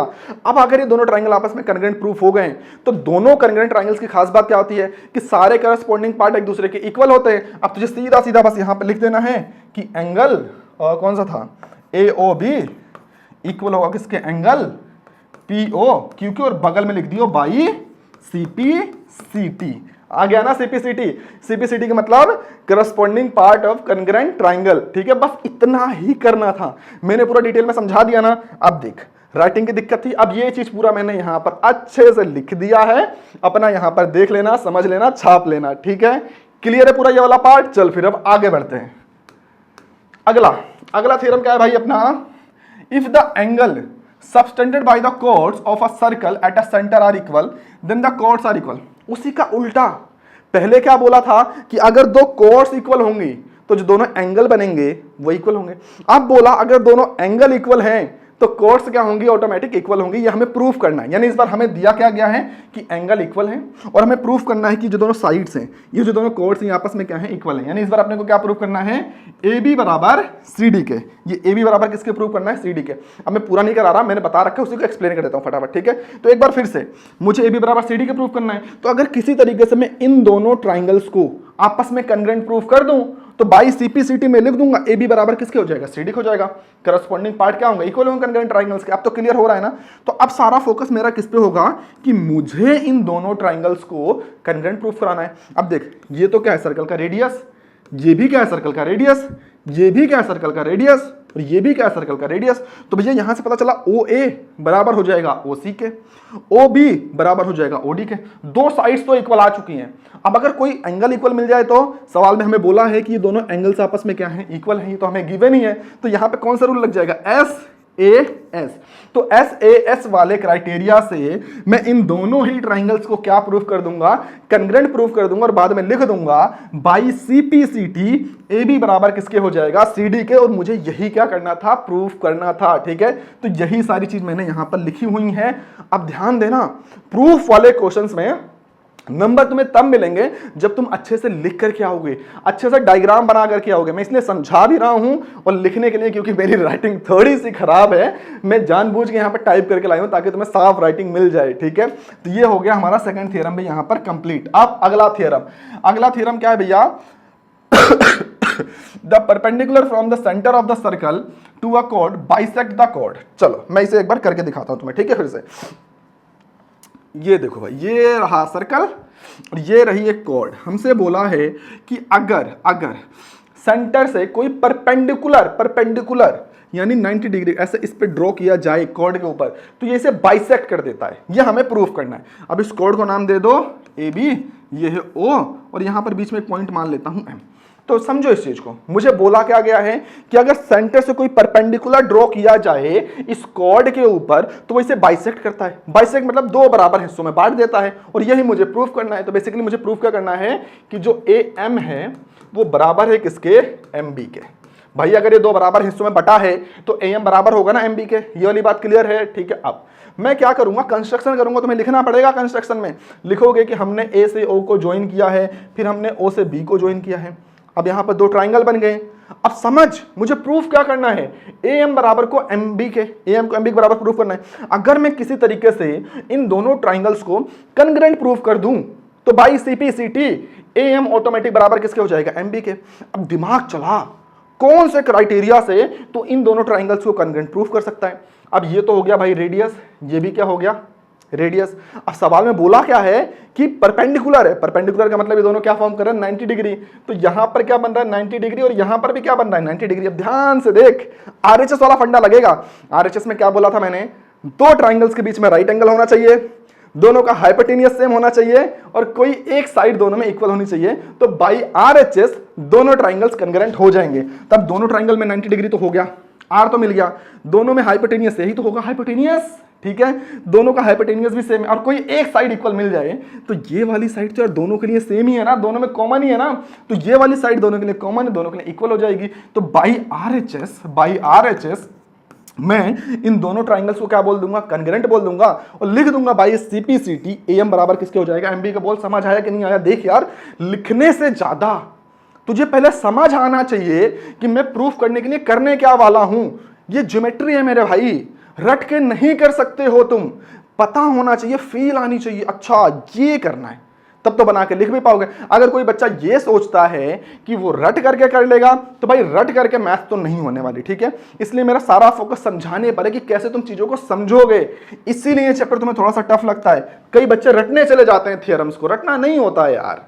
ठीक है, तो ये रहा भाई तुम्हारा वो पूरा कंसेप्ट। देखो जो मैंने बताया, अब सब कुछ वही होगा। सीधा ओ ये बराबर किसके कर दिया, OB के, क्योंकि दोनों क्या हैं, रेडियस हैं। फिर ये एंगल बराबर दोनों हो गए, दोनों क्या है, 90 डिग्री हैं। और OM और OM दोनों ट्राइंगल्स की क्या है, कॉमन साइड है। फिर बाई वही RHS, दोनों ट्राइंगल्स क्या बोल दिए मैंने, कॉन्ग्रुएंट बोल दिए। तो AM बराबर किसके हो गया, MB के, बाई CPCT। मैंने कहा था ना CPCT बहुत ज्यादा इस्तेमाल होगा, तो मुझे यही प्रूफ करना था और मैंने इसे प्रूफ कर दिया। कुछ समझ आ रहा है कि नहीं आ रहा है, यह सब सर के ऊपर से निकल रहा है अब भी। ठीक है, चल अब अगले थ्योरम की तरफ आते हैं। अगला थ्योरम क्या है भाई, theorem number 5, converse theorem of 4, यानी 4 का ही उल्टा। क्या है, the line draw through the centre of the circle to bisect a chord is perpendicular to the chord. अब देख, उसी का उल्टा। अभी थोड़ी देर पहले अभी जो पिछला थ्योरम बताया वो क्या बताया कि अगर सेंटर से कोई लाइन जाए और अगर वो कॉर्ड को बाइसेक्ट करे, यानी अगर सेंटर से कोई परपेंडिकुलर लाइन जाए तो कॉर्ड को बाइसेक्ट करती है। हमें प्रूफ करना था कि बाइसेक्ट करती है, तो हमने दोनों को बराबर प्रूफ कर दिया। अब उसी का उल्टा कह रहा, एक लाइन है जो सेंटर से पास हुई है और वो कॉर्ड को बाइसेक्ट कर रही है, अब प्रूफ करो कि वो परपेंडिकुलर है। समझ रहा है, उसी का उल्टा करना है। यानी इस बार मुझे प्रूफ क्या करना है बेसिकली, कि जो ये वाले दोनों एंगल हैं, ये दोनों एंगल कितने के हैं, 90 डिग्री के, ये मुझे प्रूफ करना है। ठीक है, अब सवाल ये है कैसे प्रूफ किया जाए, कैसे तिगड़म लगाया जाए। तो पहले तो भाई फील आनी चाहिए, रटना तो एक अलग चीज है, फील आनी चाहिए कि करना क्या है, क्यों करना है, कैसे करना है, पूरा क्लियर विजन सामने दिखना चाहिए। तो मुझे प्रूफ क्या करना है कि ये वाला एंगल और ये वाला एंगल 90 डिग्री का है। तो सबसे पहले तो किसी तरीके से अगर मैं ये प्रूफ कर दूं ये दोनों ट्राइंगल्स क्या हैं, कनग्रेंट हैं। अगर दोनों ट्राइंगल्स कनग्रेंट हैं तो इसका मतलब ये वाला एंगल इसके इक्वल होगा, ये वाला एंगल किसके इक्वल होगा, इसके इक्वल होगा। अब देख ये क्या बना रहा है, एक सीधी लाइन है, स्ट्रेट लाइन है। अब अगर तुझे पता हो कि एक स्ट्रेट लाइन का जो एंगल होता है, स्ट्रेट एंगल कितने का होता है, 180 का होता है, ठीक है। तो अब यहाँ पे देख, यहाँ पे स्ट्रेट एंगल पूरा दोनों का सम कितने का होगा, 180 का होगा। और ये दोनों आपस में क्या है, इक्वल है। तो अगर मैं इसे x मानूं और इसे भी x मानूं तो x प्लस एक्स किसके बराबर हो जाएगा, 180 डिग्री के बराबर हो जाएगा। और x की वैल्यू क्या आ जाएगी, 180/2, यानी x किसके बराबर आ जाएगा, 90 डिग्री के बराबर आ जाएगा। और मुझे यही तो प्रूफ करना था कि ये जो एंगल है 90 डिग्री का है, बोले तो क्या है, परपेंडिकुलर है। समझ आ रहा है, सब सर के ऊपर से जा रहा है, मैं रटा नहीं रहा हूं, समझाने की कोशिश कर रहा हूं, इसलिए बार बार थोड़ा टाइम लग रहा है, ठीक है। तो मुझे प्रूफ करना था 90 डिग्री है। मैं तुम्हें पूरा बता रहा हूं कि सवाल करने से पहले दिमाग में चीजें सेट हो जानी चाहिए कि करना क्या है, तभी कर पाओगे, ठीक है। तो हमने क्या करा, पहले हमने ये सोचा कि किसी तरीके से दोनों को कन्ग्रेंट प्रूफ कर दें। कन्ग्रेंट प्रूफ करने से होगा क्या कि ये दोनों ट्राइंगल्स, दोनों एंगल्स एक दूसरे के इक्वल हो जाएंगे। अब क्योंकि ये स्ट्रेट लाइन बना रहा था और स्ट्रेट लाइन पर जो एंगल होता है वो तो 180 का होता है। अब अगर तुमने लीनियर पेयर एंगल के बारे में 7वीं 8वीं क्लास में कहीं सुना होगा तो यही तो होता है कि स्ट्रेट लाइन पर जो एंगल बनते हैं इनका सम जो होता है किसके बराबर होता है, 180 के बराबर होता है। अब ये स्ट्रेट लाइन पर थे, दोनों का सम किसके बराबर होगा, 180 के बराबर होगा। और क्योंकि ये दोनों इक्वल हैं तो अगर मैंने इसे x माना तो इसे भी क्या मान सकता हूं, x मान सकता हूं। तो x प्लस एक्स 180, तो x की वैल्यू क्या आ गई, 90, और मुझे वही प्रूफ करना था। अभी क्लियर है। अब चल बताता हूं कि इसे लिखना कैसे है। तो सबसे पहले तो सारा फोकस यही होगा कि किसी तरीके से इसे प्रूफ किया जाए कि ये दोनों ट्राइंगल्स क्या हैं, कन्ग्रेंट हैं। तो कन्ग्रेंट प्रूफ करने के लिए हमने किया क्या, ये रेडियस है, ये रेडियस है। और सवाल में हमें इस बार गिवन है कि AM बराबर किसके हैं, MB के, क्योंकि उसने बोल दिया कि ये बाइसेक्ट कर रहा है। तो ये दोनों गिवन है कि दोनों इक्वल हैं और ये दोनों में कॉमन ही है। तो तीनों साइड्स क्योंकि एक दूसरे के इक्वल आ गई हैं तो बाई SSS रूल ये दोनों ट्राइंगल्स क्या साबित हो गए, कन्ग्रेंट साबित हो गए। और हम कह सकते हैं बाई CPCT एंगल OMA, यानी ये वाला एंगल बराबर है किसके, इस वाले एंगल के।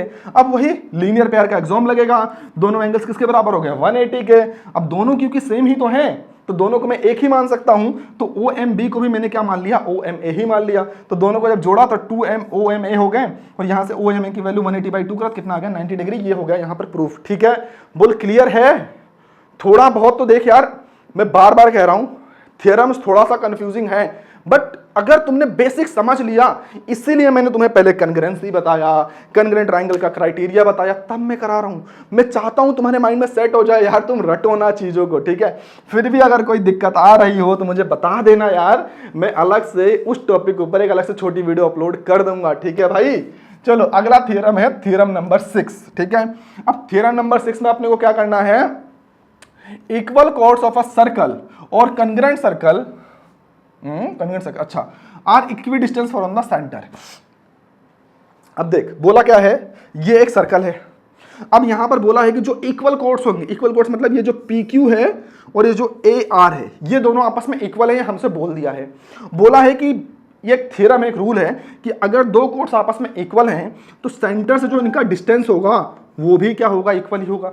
यानी मुझे बेसिकली ये जो सेंटर से इसकी डिस्टेंस ON, इसे इक्वल साबित करना है किसके, OM के। ये मुझे प्रूफ करना है, ठीक है। तो मेरा टारगेट मुझे पता चल गया, क्या करना है, ON को प्रूफ करना है किसके, OM के। अब सवाल ये है कैसे, अभी वहां मत देख भाई, पेपर में थोड़ी लिखा हुआ आएगा, पेपर में तुझे पता होना चाहिए ना क्या करना है, चलना चाहिए ये दिमाग, रट के नहीं जाना है अपने को, ठीक है। अब देख कैसे प्रूफ करें कि ये OM बराबर है किसके, ON के। अगर मैं किसी तरीके से इनमें से कोई भी ट्राइंगल, कोई भी दो ट्राइंगल पकड़ ले। अब देख ये वाली साइड इस ट्राइंगल में भी आ रही है, इसमें भी आ रही है, इसमें भी आ रही है, इसमें भी आ रही है। लेकिन मुझे करना क्या है, मैं एक ट्राइंगल ये वाला पकड़ लेता हूं अभी के लिए, क्योंकि सॉल्यूशन मैंने इसके हिसाब से दिया है, ठीक है। तो चाहे तो ये भी ले सकता था, और एक ट्राइंगल ये वाला पकड़ लेता हूं। अगर मैं इन दोनों को, ध्यान से, इन दोनों को आपस में कन्ग्रेंट प्रूफ कर दूं, कन्ग्रेंट प्रूफ कर दूं, तो बाई CPCT ON बराबर किसके हो जाएगा, OM के। और मुझे यही तो करना है। तो अब मेरा सारा फोकस किस पे होगा कि मुझे इन दोनों ट्राइंगल्स को क्या प्रूफ करना है, कन्ग्रेंट प्रूफ करना है। अब देख ये तो क्या हो गया, सर्कल का रेडियस, ये भी क्या हो गया, सर्कल का रेडियस। तो ये दोनों तो आपस में क्या हो गए, इक्वल हो गए। अब मुझे इन दोनों को इक्वल तो प्रूफ करना है, तो मैं ले ही नहीं सकता हूं। अगर यहां पर ये क्या 90 डिग्री है, यहां पर भी ये क्या 90 डिग्री। अब कैसे हुआ 90 डिग्री, याद रखना थोड़ी देर पहले तुमने एक थ्योरम पढ़ा था ना, अगर कोई लाइन सेंटर से सीधा जाए किसके ऊपर, कॉर्ड के ऊपर, तो क्या बनाता है 90 डिग्री का एंगल बनाता है। तो मुझे यहां पर क्या मिल गया कि 90 डिग्री का एंगल मिल गया और एक साइड कॉमन मिल गई है। तो अगर किसी तरीके से कोई एक साइड और कॉमन मिल जाए तो मेरा काम हो जाएगा। तो मैं कोशिश करता हूं कि किसी तरीके से ए एम को इक्वल प्रूफ कर दूं किसके, एन क्यू के। तो मुझे क्या, एक एंगल और दो साइड्स इक्वल मिल गई और मैं यहां से फिर कन्ग्रेंसी क्राइटेरिया लगाऊंगा, दोनों कन्ग्रेंट प्रूफ करूंगा और इन दोनों को एक दूसरे के इक्वल रख दूंगा और मुझे यही करना था। बोल थीम क्लियर है, फिर आगे काम शुरू करेंगे। तो अब मुझे दो साइड्स इक्वल, एक साइड इक्वल मिल गई, एक एंगल इक्वल मिल गया। मुझे तीसरी साइड जो इक्वल करनी है वो एन क्यू को बराबर करना है ए एम के। अब सवाल यह है कैसे किया जाए। तो देख भाई, सवाल में गिवन क्या है कि ए बी बराबर है किसके, पी क्यू के। तो सबसे पहले तो मैं यही लिखूंगा, हाँ सबसे पहले तो ये देखो ए एम, यहां पर जो ये है ए एम बराबर एम बी, ए एम बराबर एम बी, इसे क्या लिख सकते हैं हम, हाफ ऑफ ए बी। क्योंकि देख भाई रूल था ना कि जो परपेंडिकुलर होता है वो कोड को बाइसेक्ट करता, आधा आधा कर देता है। तो भाई अगर तुम ए एम निकालना चाहते हो या एम बी निकालना चाहते हो तो इस पूरे ए बी का आधा ही तो होगा, इतना क्लियर है। ऐसे ही अगर तुम पी एन या एन क्यू निकालना चाहते हो तो इस पूरे पी क्यू का क्या होगा, आधा होगा। तुम लिख सकते हो P N equals to N Q बराबर किसका होगा, हाफ ऑफ पी क्यू के। अब क्योंकि हमें गिवन है कि जो ए बी है वो किसके बराबर है, कॉर्ड पी क्यू के, तो इन दोनों के एक दूसरे के इक्वल रखा, हाफ से हाफ कट गया, तो मुझे पता चल गया ए बी बराबर किसके है, पी क्यू के। अब ध्यान से देखना, ए बी बराबर किसके है, पी क्यू के, और ये दोनों किसके इक्वल थे, इन दोनों के इक्वल थे। तो ए बी की जगह पर मैं लिख सकता हूं A M equal M B और पी क्यू की जगह पर लिख सकता हूं पी वन इक्वल में एन क्यू। तो ए बी की जगह पर मैंने पूरा पूरा ये उतार दिया और पी क्यू की जगह पर मैंने पूरा पूरा ये उतार दिया, यानी ये चारों आपस में क्या है, इक्वल हैं। अब मुझे करना क्या था, ए एम को इक्वल लाना था क्यू एन के। तो मुझे यहां से पता चल गया भैया ए एम किसके इक्वल है, क्यू एन के। ये ओ नहीं है, क्यू एन है। तो ए एम किसके बराबर हो गया, क्यू एन के इक्वल हो गया। अब देख भाई, ओ ए बराबर है ओ क्यू के, ए ओ ए, ये ओ ए बराबर है ओ क्यू के, radius of the circle. A M बराबर ओ एन, ये भी प्रूफ कर दिया यहां पर। और ये जो एंगल है कितने का है, 90 डिग्री का है, ये मैंने बता ही दिया था। तो by R H S, by R H S बताया था ना, R H S right angle hypotenuse side वाले रूल से ये दोनों ट्राइंगल्स क्या प्रूफ हो गए हैं, कन्ग्रेंट। और अगर दो ट्राइंगल्स आपस में कन्ग्रेंट प्रूफ हो गए हैं तो मैं सीधा सीधा लिख सकता हूं ओ एम बराबर किसके होगा, ओ एन के, ठीक है। और मुझे यही क्या करना था, प्रूफ करना था, ठीक है भाई। तो यहां ब्रैकेट में लिखना पड़ेगा बाई सीपीसीटी। मैंने क्या बोला था स्टार्टिंग में कि ये सीपीसीटी बहुत ज्यादा यूज होने वाला है, ठीक है, इसीलिए बोला था। मैंने पूरा बेसिक से समझाया है भाई तुम्हें क्या होता है सीपीसीटी, कैसे होता है। तो उम्मीद है समझ भी आ रहा होगा, और अगर ना आए तो भाई कमेंट में बताना, ठीक है। तभी तुम्हें चीजों को तुम्हारे लिए चेंज करूंगा कि यार इस बच्चे को समझ नहीं आया, ठीक है। फिलहाल मैंने अपनी तरफ से बिल्कुल बेसिक से बताने की कोशिश करी है। अगला भाई थ्योरम नंबर 7। थ्योरम नंबर 7 हमसे क्या बोला गया है, chords equidistance from the centre of the circle are equal in the length. बोला है कि अगर दो कॉर्ड्स हैं जो सेंटर से दो chords are equidistance from the centre are equal in length, अगर दो कॉर्ड्स हैं वो सेंटर से इक्वल डिस्टेंस पर हैं तो वो उनकी जो लेंथ होगी वो भी इक्वल होगी। अब यहां पर देख, तुझसे सवाल पूछा जा सकता था, ऐसे कोई एक डायग्राम दे दे, मान ले इसे सवाल की तरह देख, ऐसे कोई डायग्राम दे दे और तुझसे बोला जाए कि भाई प्रूफ कर कि ये जो डीसी है कोड और ये जो एबी कोड है ये आपस में इक्वल है। अब सवाल ये है कैसे प्रूफ किया जाए कि ये जो डीसी है ये एबी के इक्वल है। कैसे करूं भाई, कैसे करूं। तो अभी थोड़ी देर पहले तुमने एक थ्योरम पढ़ा था कि अगर दो कोड्स इक्वल हैं तो सेंटर से जो उनका डिस्टेंस होगा वो भी क्या होगा, इक्वल होगा। बोल पढ़ा था कि नहीं पढ़ा था, अरे यार अभी यही तो कराया था कि अगर दो कोर्स की लेंथ इक्वल है तो सेंटर से जो उनकी डिस्टेंस आएगी वो भी क्या आएगी, इक्वल आएगी। अब इस सवाल में देख, हमसे बोला क्या है कि हमें प्रूफ करना है कि दोनों कोर्स आपस में इक्वल हैं। तो अब सोच मैं कैसे करूंगा, माइंड में ये क्लिक करना चाहिए, आना चाहिए कि मैं सवाल कर कैसे सकता हूं, तो ही मैथ्स पढ़ने का फायदा है, ठीक है। रटना नहीं है कोई थ्योरम अपने को। अब देख कैसे कर सकते हैं, अगर मुझे डीसी को बराबर करना है एबी के, तो किसी तरीके से, अगर मैं किसी तरीके से ये साबित कर दूं कि ये जो डीसी लाइन है ये ओ से और ये जो एबी लाइन है ये भी इस ओ से इक्वल डिस्टेंस पर हैं, तो थ्योरम नंबर 6 से मैं बोल सकता हूं अगर दो कोर्ड्स सेंटर से इक्वल डिस्टेंस पर हैं तो उनकी लेंथ भी आपस में क्या होगी, इक्वल होगी। तो अगर मुझे इन दोनों को इक्वल प्रूफ करना है तो किसी तरीके से मैं इन दोनों पॉइंट्स को, इन दोनों, ये जो डिस्टेंस है इसे इक्वल प्रूफ करूंगा। इसे मान लो तुम कोई पॉइंट, क्या पॉइंट एफ मान लो, और इसे क्या मान लो, ई मान लो, ठीक है। तो अगर ओ एफ बराबर हो जाए ओ ई के तो ऑटोमेटिक मुझे पता चल जाएगा डी सी बराबर है किसके, ए बी के। बोली वाला पॉइंट क्लियर है। तो मेरा सारा फोकस क्या होगा, सारा फोकस होगा कि मुझे ओ एफ को बराबर करना है किसके, ओ ई के। अब ये कैसे होगा, अब ध्यान से देख, यहां पर मुझे एक राइट एंगल ट्राइंगल दिख रहे हैं, दो राइट एंगल ट्राइंगल दिख रहे हैं। अब राइट एंगल ट्राइंगल कैसे हुआ, पहला थ्योरम याद कर, अगर सेंटर से कोई भी लाइन कॉर्ड पर जाएगी तो परपेंडिकुलर होगी कि नहीं होगी। तो यहां पर तो दोनों जगह क्या बन रहा है, 90 डिग्री का एंगल बन रहा है। और यहां पर देख, ये क्या है, दोनों के बीच में कॉमन साइड भी है। और ये जो लाइन है ये इस एंगल को दो बराबर हिस्सों में बांट रही है। तो ये वाला एंगल दोनों के लिए इक्वल हो गया, ये दोनों एंगल 90 डिग्री के हो गए, दोनों के बीच में एक साइड भी मिल गई। तो ASA रूल से ये दोनों ट्राइंगल्स आपस में क्या हो जाएंगे, कंग्रुएंट प्रूफ हो जाएंगे। और अगर दोनों ट्राइंगल्स कंग्रुएंट प्रूफ हो गए तो मैं लिख दूंगा ओ एफ किसके बराबर है, ओ ई के बराबर है।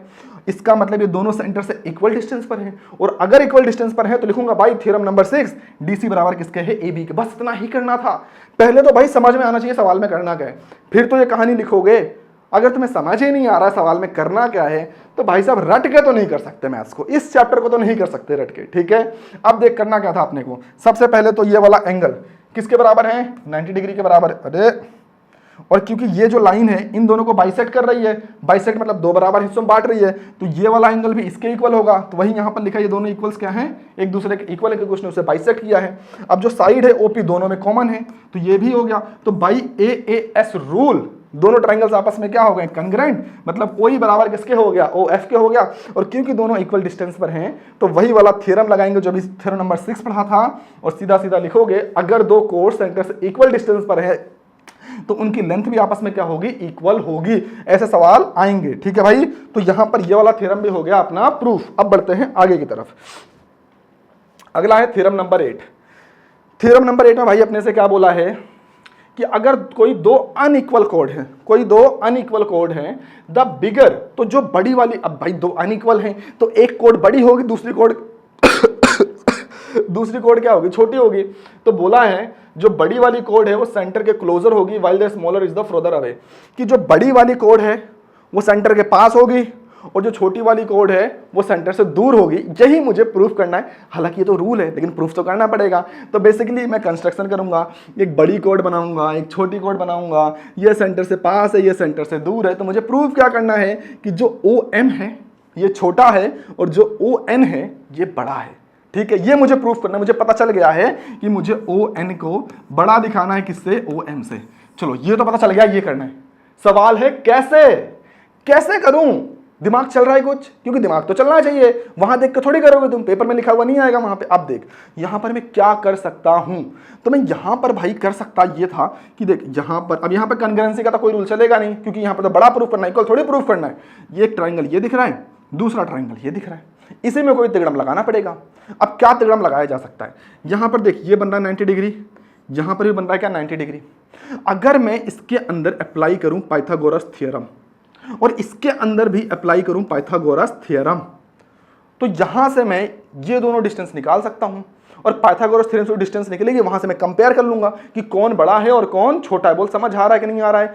तो जब मेरा कंकरेंसी का क्राइटेरिया काम नहीं करा तो राइट एंगल ट्राइंगल था, तो राइट एंगल ट्राइंगल में पाइथागोरस थ्योरम तो लग सकता है ना। पता है कि नहीं पता है कि जहां पर राइट एंगल ट्राइंगल होता है वहां पाइथागोरस थ्योरम लग जाता है। और पाइथागोरस थ्योरम क्या होता है भैया, h स्क्वायर, हाइपोटेनियस का स्क्वायर बराबर में है परपेंडिकुलर का स्क्वायर प्लस बेस का स्क्वायर। अब हाइपोटेनियस क्या होता है, 90 डिग्री की जो सामने वाली साइड होती है वो होता है भैया हाइपोटेनियस। ये वाला हो गया परपेंडिकुलर, ये क्या हो गया बेस। ऐसे इसमें 90 के सामने क्या है, हाइपोटेनियस ये हो जाएगा परपेंडिकुलर, ये क्या हो जाएगा बेस। बोल समझ आया कि नहीं आया। मैं भाई एक एक चीज बता रहा हूं तुझे ताकि तू रटे ना। अधिकतर बच्चे यही गलती करते हैं, पेपर में रट के जाएंगे, जाते जाते सब भूल जाएंगे, फिर बोलेंगे यार भैया पढ़ाता था सब भूल गए, सब round and round up and down हो गया। तो रटोगे तो होगी ना दिक्कत है, ठीक है। तो अब हमें करना क्या है, बेसिकली इसे पूरा अप्लाई करना है। तो अब देख ये मेरा हाइपोटेनियस है, तो मैं क्या करूंगा, OB का स्क्वायर इक्वल करूंगा इसके MB के स्क्वायर के, ठीक है, प्लस किसके OM के स्क्वायर के। अब ध्यान से देख ये जो MB है, ये जो MB है मैं इसे ऐसे भी लिख सकता हूँ, ये AB का आधा ही तो होगा। तो MB की जगह पे क्या लिख सकता हूँ मैं, AB लिख सकता हूँ, AB का आधा AB/2 लिख सकता हूँ। तो वही चीज यहाँ पर करी गई है, OB का स्क्वायर बराबर में OM का स्क्वायर प्लस MB की जगह पे AB/2 का स्क्वायर था। अब 2 का स्क्वायर किया तो क्या आ गया, यहाँ पर 4 आ गया। देख कंफ्यूज नहीं होना, ठीक है। तो यहाँ पर क्या है B² by 4। अब अगर ये OM का स्क्वायर यहाँ पर प्लस में वहां जाएगा तो क्या हो जाएगा, माइनस का हो जाएगा। तो AB स्क्वायर बाई 4 और यहाँ पर क्या हो गया, OB square minus OM square में माइनस कैसे, मैंने बताया ना, यहाँ प्लस का वहां जाएगा तो माइनस का हो जाएगा। अब ये यहाँ 4 डिवाइड में था, उधर जाएगा तो कहां जाएगा, मल्टीप्लाई में जाएगा। बोल क्लियर है ना। तो AB स्क्वायर क्या हो गया, 4 मल्टीप्लाई में AB स्क्वायर बराबर 4 मल्टीप्लाई में OB स्क्वायर माइनस OM का स्क्वायर। यहां तक क्लियर है ना। चल अभी इसे यहीं पर रोक दे। अब आजा इस वाले ट्राइंगल की कहानी को पढ़ते हैं। अब देख ये अपना हाइपोटेन्यूस है, तो तू क्या लिखेगा भाई, OD का स्क्वायर प्लस ये तेरा परपेंडिकुलर है इक्वल इक्वल OD का स्क्वायर इक्वल में ON का स्क्वायर प्लस प्लस ND का स्क्वायर ND का स्क्वायर। अब ध्यान से देख, इस ND को तो CD का आधा भी तो लिख सकता है, ND को क्या लिख सकता है, CD बाई 2 लिख सकता है कि नहीं लिख सकता है, लिख सकता है। चल फिर यहां पर अब फिर से OD स्क्वायर बराबर में ON स्क्वायर प्लस ND का स्क्वायर। अब ND के स्क्वायर को तो लिखेगा CD बाई 2 का स्क्वायर। अब CD बाई 2 का स्क्वायर सॉल्व करेगा तो 2 का स्क्वायर क्या होता है, 4 होता है। और एक बार फिर ये यहाँ प्लस का यहाँ के क्या हो गया, माइनस का हो जाएगा। बोल क्लियर है कि नहीं है। और जो 4 यहाँ डिवाइड में था वो इधर आके क्या हो जाएगा, मल्टीप्लाई हो जाएगा। क्रॉस मल्टीप्लाई किया बस, कुछ नहीं, ठीक है। और मल्टीप्लाई करने के बाद हमने इसे पलट दिया है। चल मैं यार करके दिखाऊंगा, तुझे जगह नहीं है, समझ रहा है ना यार, ठीक है, मैनेज कर लियो। तो CD स्क्वायर बराबर क्या हो जाएगा, 4 ब्रैकेट में OD स्क्वायर माइनस में ON का स्क्वायर। अब मुझे कुछ नहीं करना है। Now we know that AB greater than CD। अब हमें सवाल में ही बोला गया था, सवाल में ही बोला गया था कि ये जो AB है वो CD से बड़ा है, जो AB है वो क्या है, CD से बड़ा है। तो अब मुझे सवाल में ही बोला था अगर AB CD से बड़ा है तो AB का स्क्वायर भी CD के स्क्वायर से बड़ा होगा। और तुमने अभी AB का स्क्वायर क्या निकाला था, उसकी वैल्यू रखी। तुमने अभी CD का स्क्वायर क्या निकाला था, उसकी वैल्यू निकली। अब ध्यान से देख, इस 4 से ये तुम्हारा क्या हो जाएगा, पूरा पूरा कैंसिल। अब बचा क्या, OB square minus OM square, यहां पर greater than OD square minus ON square. बोलो यही बचा है कि नहीं बचा। अब मुझे पता है कि जो OB और OD हैं ये दोनों तो क्या है, सर्कल का रेडियस है। ध्यान से देख, ध्यान से देख, ये जो OB है और ये जो OD है ये तो दोनों क्या है, सर्कल का रेडियस है, दोनों तो सेम है। और दोनों सेम भी हैं, OB और OD। ये रहा OB, ये रहा OD, दोनों सेम भी हैं और दोनों अपोजिट साइड पर हैं। तो ये दोनों भी क्या हो जाएंगे भाई, कैंसिल हो जाएंगे। तो बचा क्या, माइनस का OM स्क्वायर और माइनस का ON स्क्वायर। अब ध्यान से देखियो, अब मुझे बता माइनस का 10 बड़ा कि माइनस का 5 बड़ा।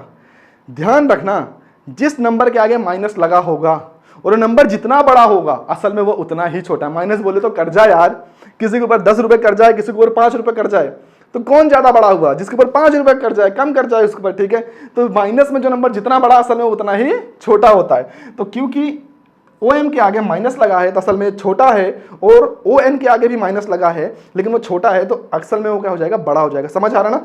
ये वाला सिंबल क्या बड़े का होता है और वो वाला सिंबल क्या होता है, छोटे का होता है। तो यहां से प्रूफ हो गया कि OM स्क्वायर छोटा है किससे, ON स्क्वायर से। यानी मैं सीधा सीधा लिख सकता हूं OM is smaller than ON। और मुझे क्या करना था, यही तो प्रूफ करना था। बोल भाई क्लियर है कि नहीं है। मैं ये वाला पार्ट एक बार फिर से बता रहा हूं, ठीक है। मुझे ऐसा लग रहा है कि कहीं ना कहीं बच्चे थोड़ा सा कंफ्यूज हो गए होंगे।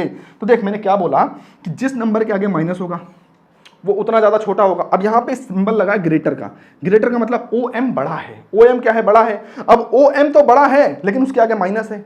अब सोच, कोई नंबर बड़ा है लेकिन उसके आगे माइनस है, तो असल में तो यार वो छोटा है ना। तो इसीलिए बाद में जो OM है वो क्या हो गया, छोटा हो गया। अब देखो ON जो है ये छोटा था लेकिन उसके आगे क्या था, माइनस था। तो अगर कोई नंबर छोटा है उसके आगे माइनस है तो असल में तो वो बड़ा है ना। तो इसीलिए इसके आगे क्या हो गया, बड़ा हो गया। बाद में ये ऐसे लिख दिया गया और यही मुझे प्रूफ करना था और यही चीज यहां पर क्या हो गई है, प्रूफ हो गई। थोड़ा सा टेढ़ा सवाल था बट बहुत ज्यादा नहीं था, ठीक है। तो चल भाई यहां पर अपना थ्योरम नंबर 8 भी हो गया खत्म। अब शुरू करते हैं एक्सरसाइज 5.2, ठीक है। अब देखो यार मेरे सामने जो कैमरा है ना, इसकी लाइट ब्लिंक करना शुरू कर चुकी है। तो मैं जब तक चल रहा है कैमरा मैं पढ़ाता हूं, जैसा ही कैमरा बंद हो जाएगा तो देखा जाएगा, फिर चार्ज पे लगाएंगे, फिर शुरू करेंगे, ठीक है। तो एनसीईआरटी एक्सरसाइज 5.2 शुरू करते हैं। Question number 1। क्वेश्चन नंबर 1 में क्या बोला है, so that the triangle formed by a cord centre of the circle is isosceles. बहुत आसान सवाल है यार, बहुत आसान सवाल है। बोला है एक कॉर्ड है, एक कॉर्ड है, एक कॉर्ड से हमने एक ट्राइंगल बनाया, ऐसे सेंटर से ट्राइंगल बनाया। बोला कि प्रूफ करो कि आइसोसेलेस ट्राइंगल है। अब ध्यान से सुन, आइसोसेलेस ट्राइंगल होता क्या है, एक ऐसा ट्राइंगल जिसकी दोनों अगल बगल की साइड्स इक्वल हों, वही क्या कहलाता है, आइसोसेलेस ट्राइंगल। तो तुझे करना क्या था, इसमें दोनों अगल बगल की साइड्स को इक्वल प्रूफ कर देना था, जो कि बहुत ही आसान है। ये क्या है, सर्कल का रेडियस, ये भी क्या है, सर्कल का रेडियस। तो सीधा सीधा लिखना OA बराबर में OB, ब्रैकेट में लिख, दोनों क्या है, सर्कल का रेडियस है। और लिखना यार कि अगर दो ट्राइंगल के एडसेंट साइड्स इक्वल है तो वो क्या कहलाएगा, आइसोसेलेस ट्रायंगल कहलाएगा। तो हो गया अपना काम, सीधा सीधा करा, ओ ए बराबर में ओ बी, क्योंकि क्या है सर्कल का रेडियस है, तो सीधा सीधा हो गया ये आइसोसेलेस ट्रायंगल प्रूफ। तो पहला सवाल तो बहुत ही आसान था। अब 8.2 का दूसरा सवाल, ठीक है। दूसरे सवाल में क्या बोला है, so that if two such isosceles triangles occurring in the previous question, कि जो प्रीवियस क्वेश्चन था उसी में अगर ऐसे दो आइसोसेलेस ट्रायंगल बन जाएं, ऐसे दो आइसोसेलेस ट्रायंगल बन जाएं तो have equal base length they are congruent to each other.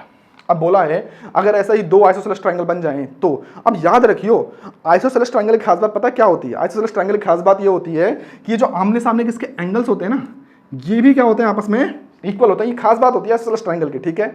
तो अब अगर ये दो ट्रायंगल हैं, इसका ये एंगल इसके इक्वल है, इसका एंगल इसके इक्वल है, और ये दोनों साइड्स तो आपस में इक्वल थी ही, तो जाहिर सी बात है दोनों एंगल भी आपस में इक्वल हो ही जाएंगे। चलो अभी डिटेल में समझाता हूँ, ठीक है।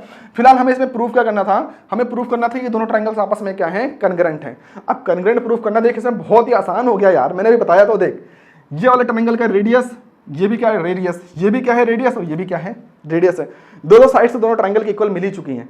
अब क्योंकि भाई, क्योंकि यहां पर देख ये दोनों आपस में क्या है, आइसोसेलेस ट्रायंगल है, ये क्या है आइसोसेलेस, और ये भी क्या आइसोसेलेस, तो ये जो एंगल हैं ये दोनों भी तो आपस में इक्वल होंगे। इस तरीके से कर सकता हूं, वरना एक तरीका और भी है, चल वो भी बता देता हूं। तो सबसे पहले देख हमने कंस्ट्रक्शन, इसमें कंस्ट्रक्शन लिखनी पड़ेगी कि तुमने क्या किया, ओ ए ओ बी ओ सी ये सारा क्या करा, ड्रॉ करा है, ज्वाइन करा, इसे लिखना पड़ेगा। फिर उसके बाद ए बी बराबर किसके होगा, सी डी के, ये तो हमें सवाल में गिवन है, सवाल में गिवन था ना कि ये जो ए बी है ये किसके बराबर है, डी सी के है, क्योंकि इक्वल लेंथ है ना कोड की, यही तो बोला गया है।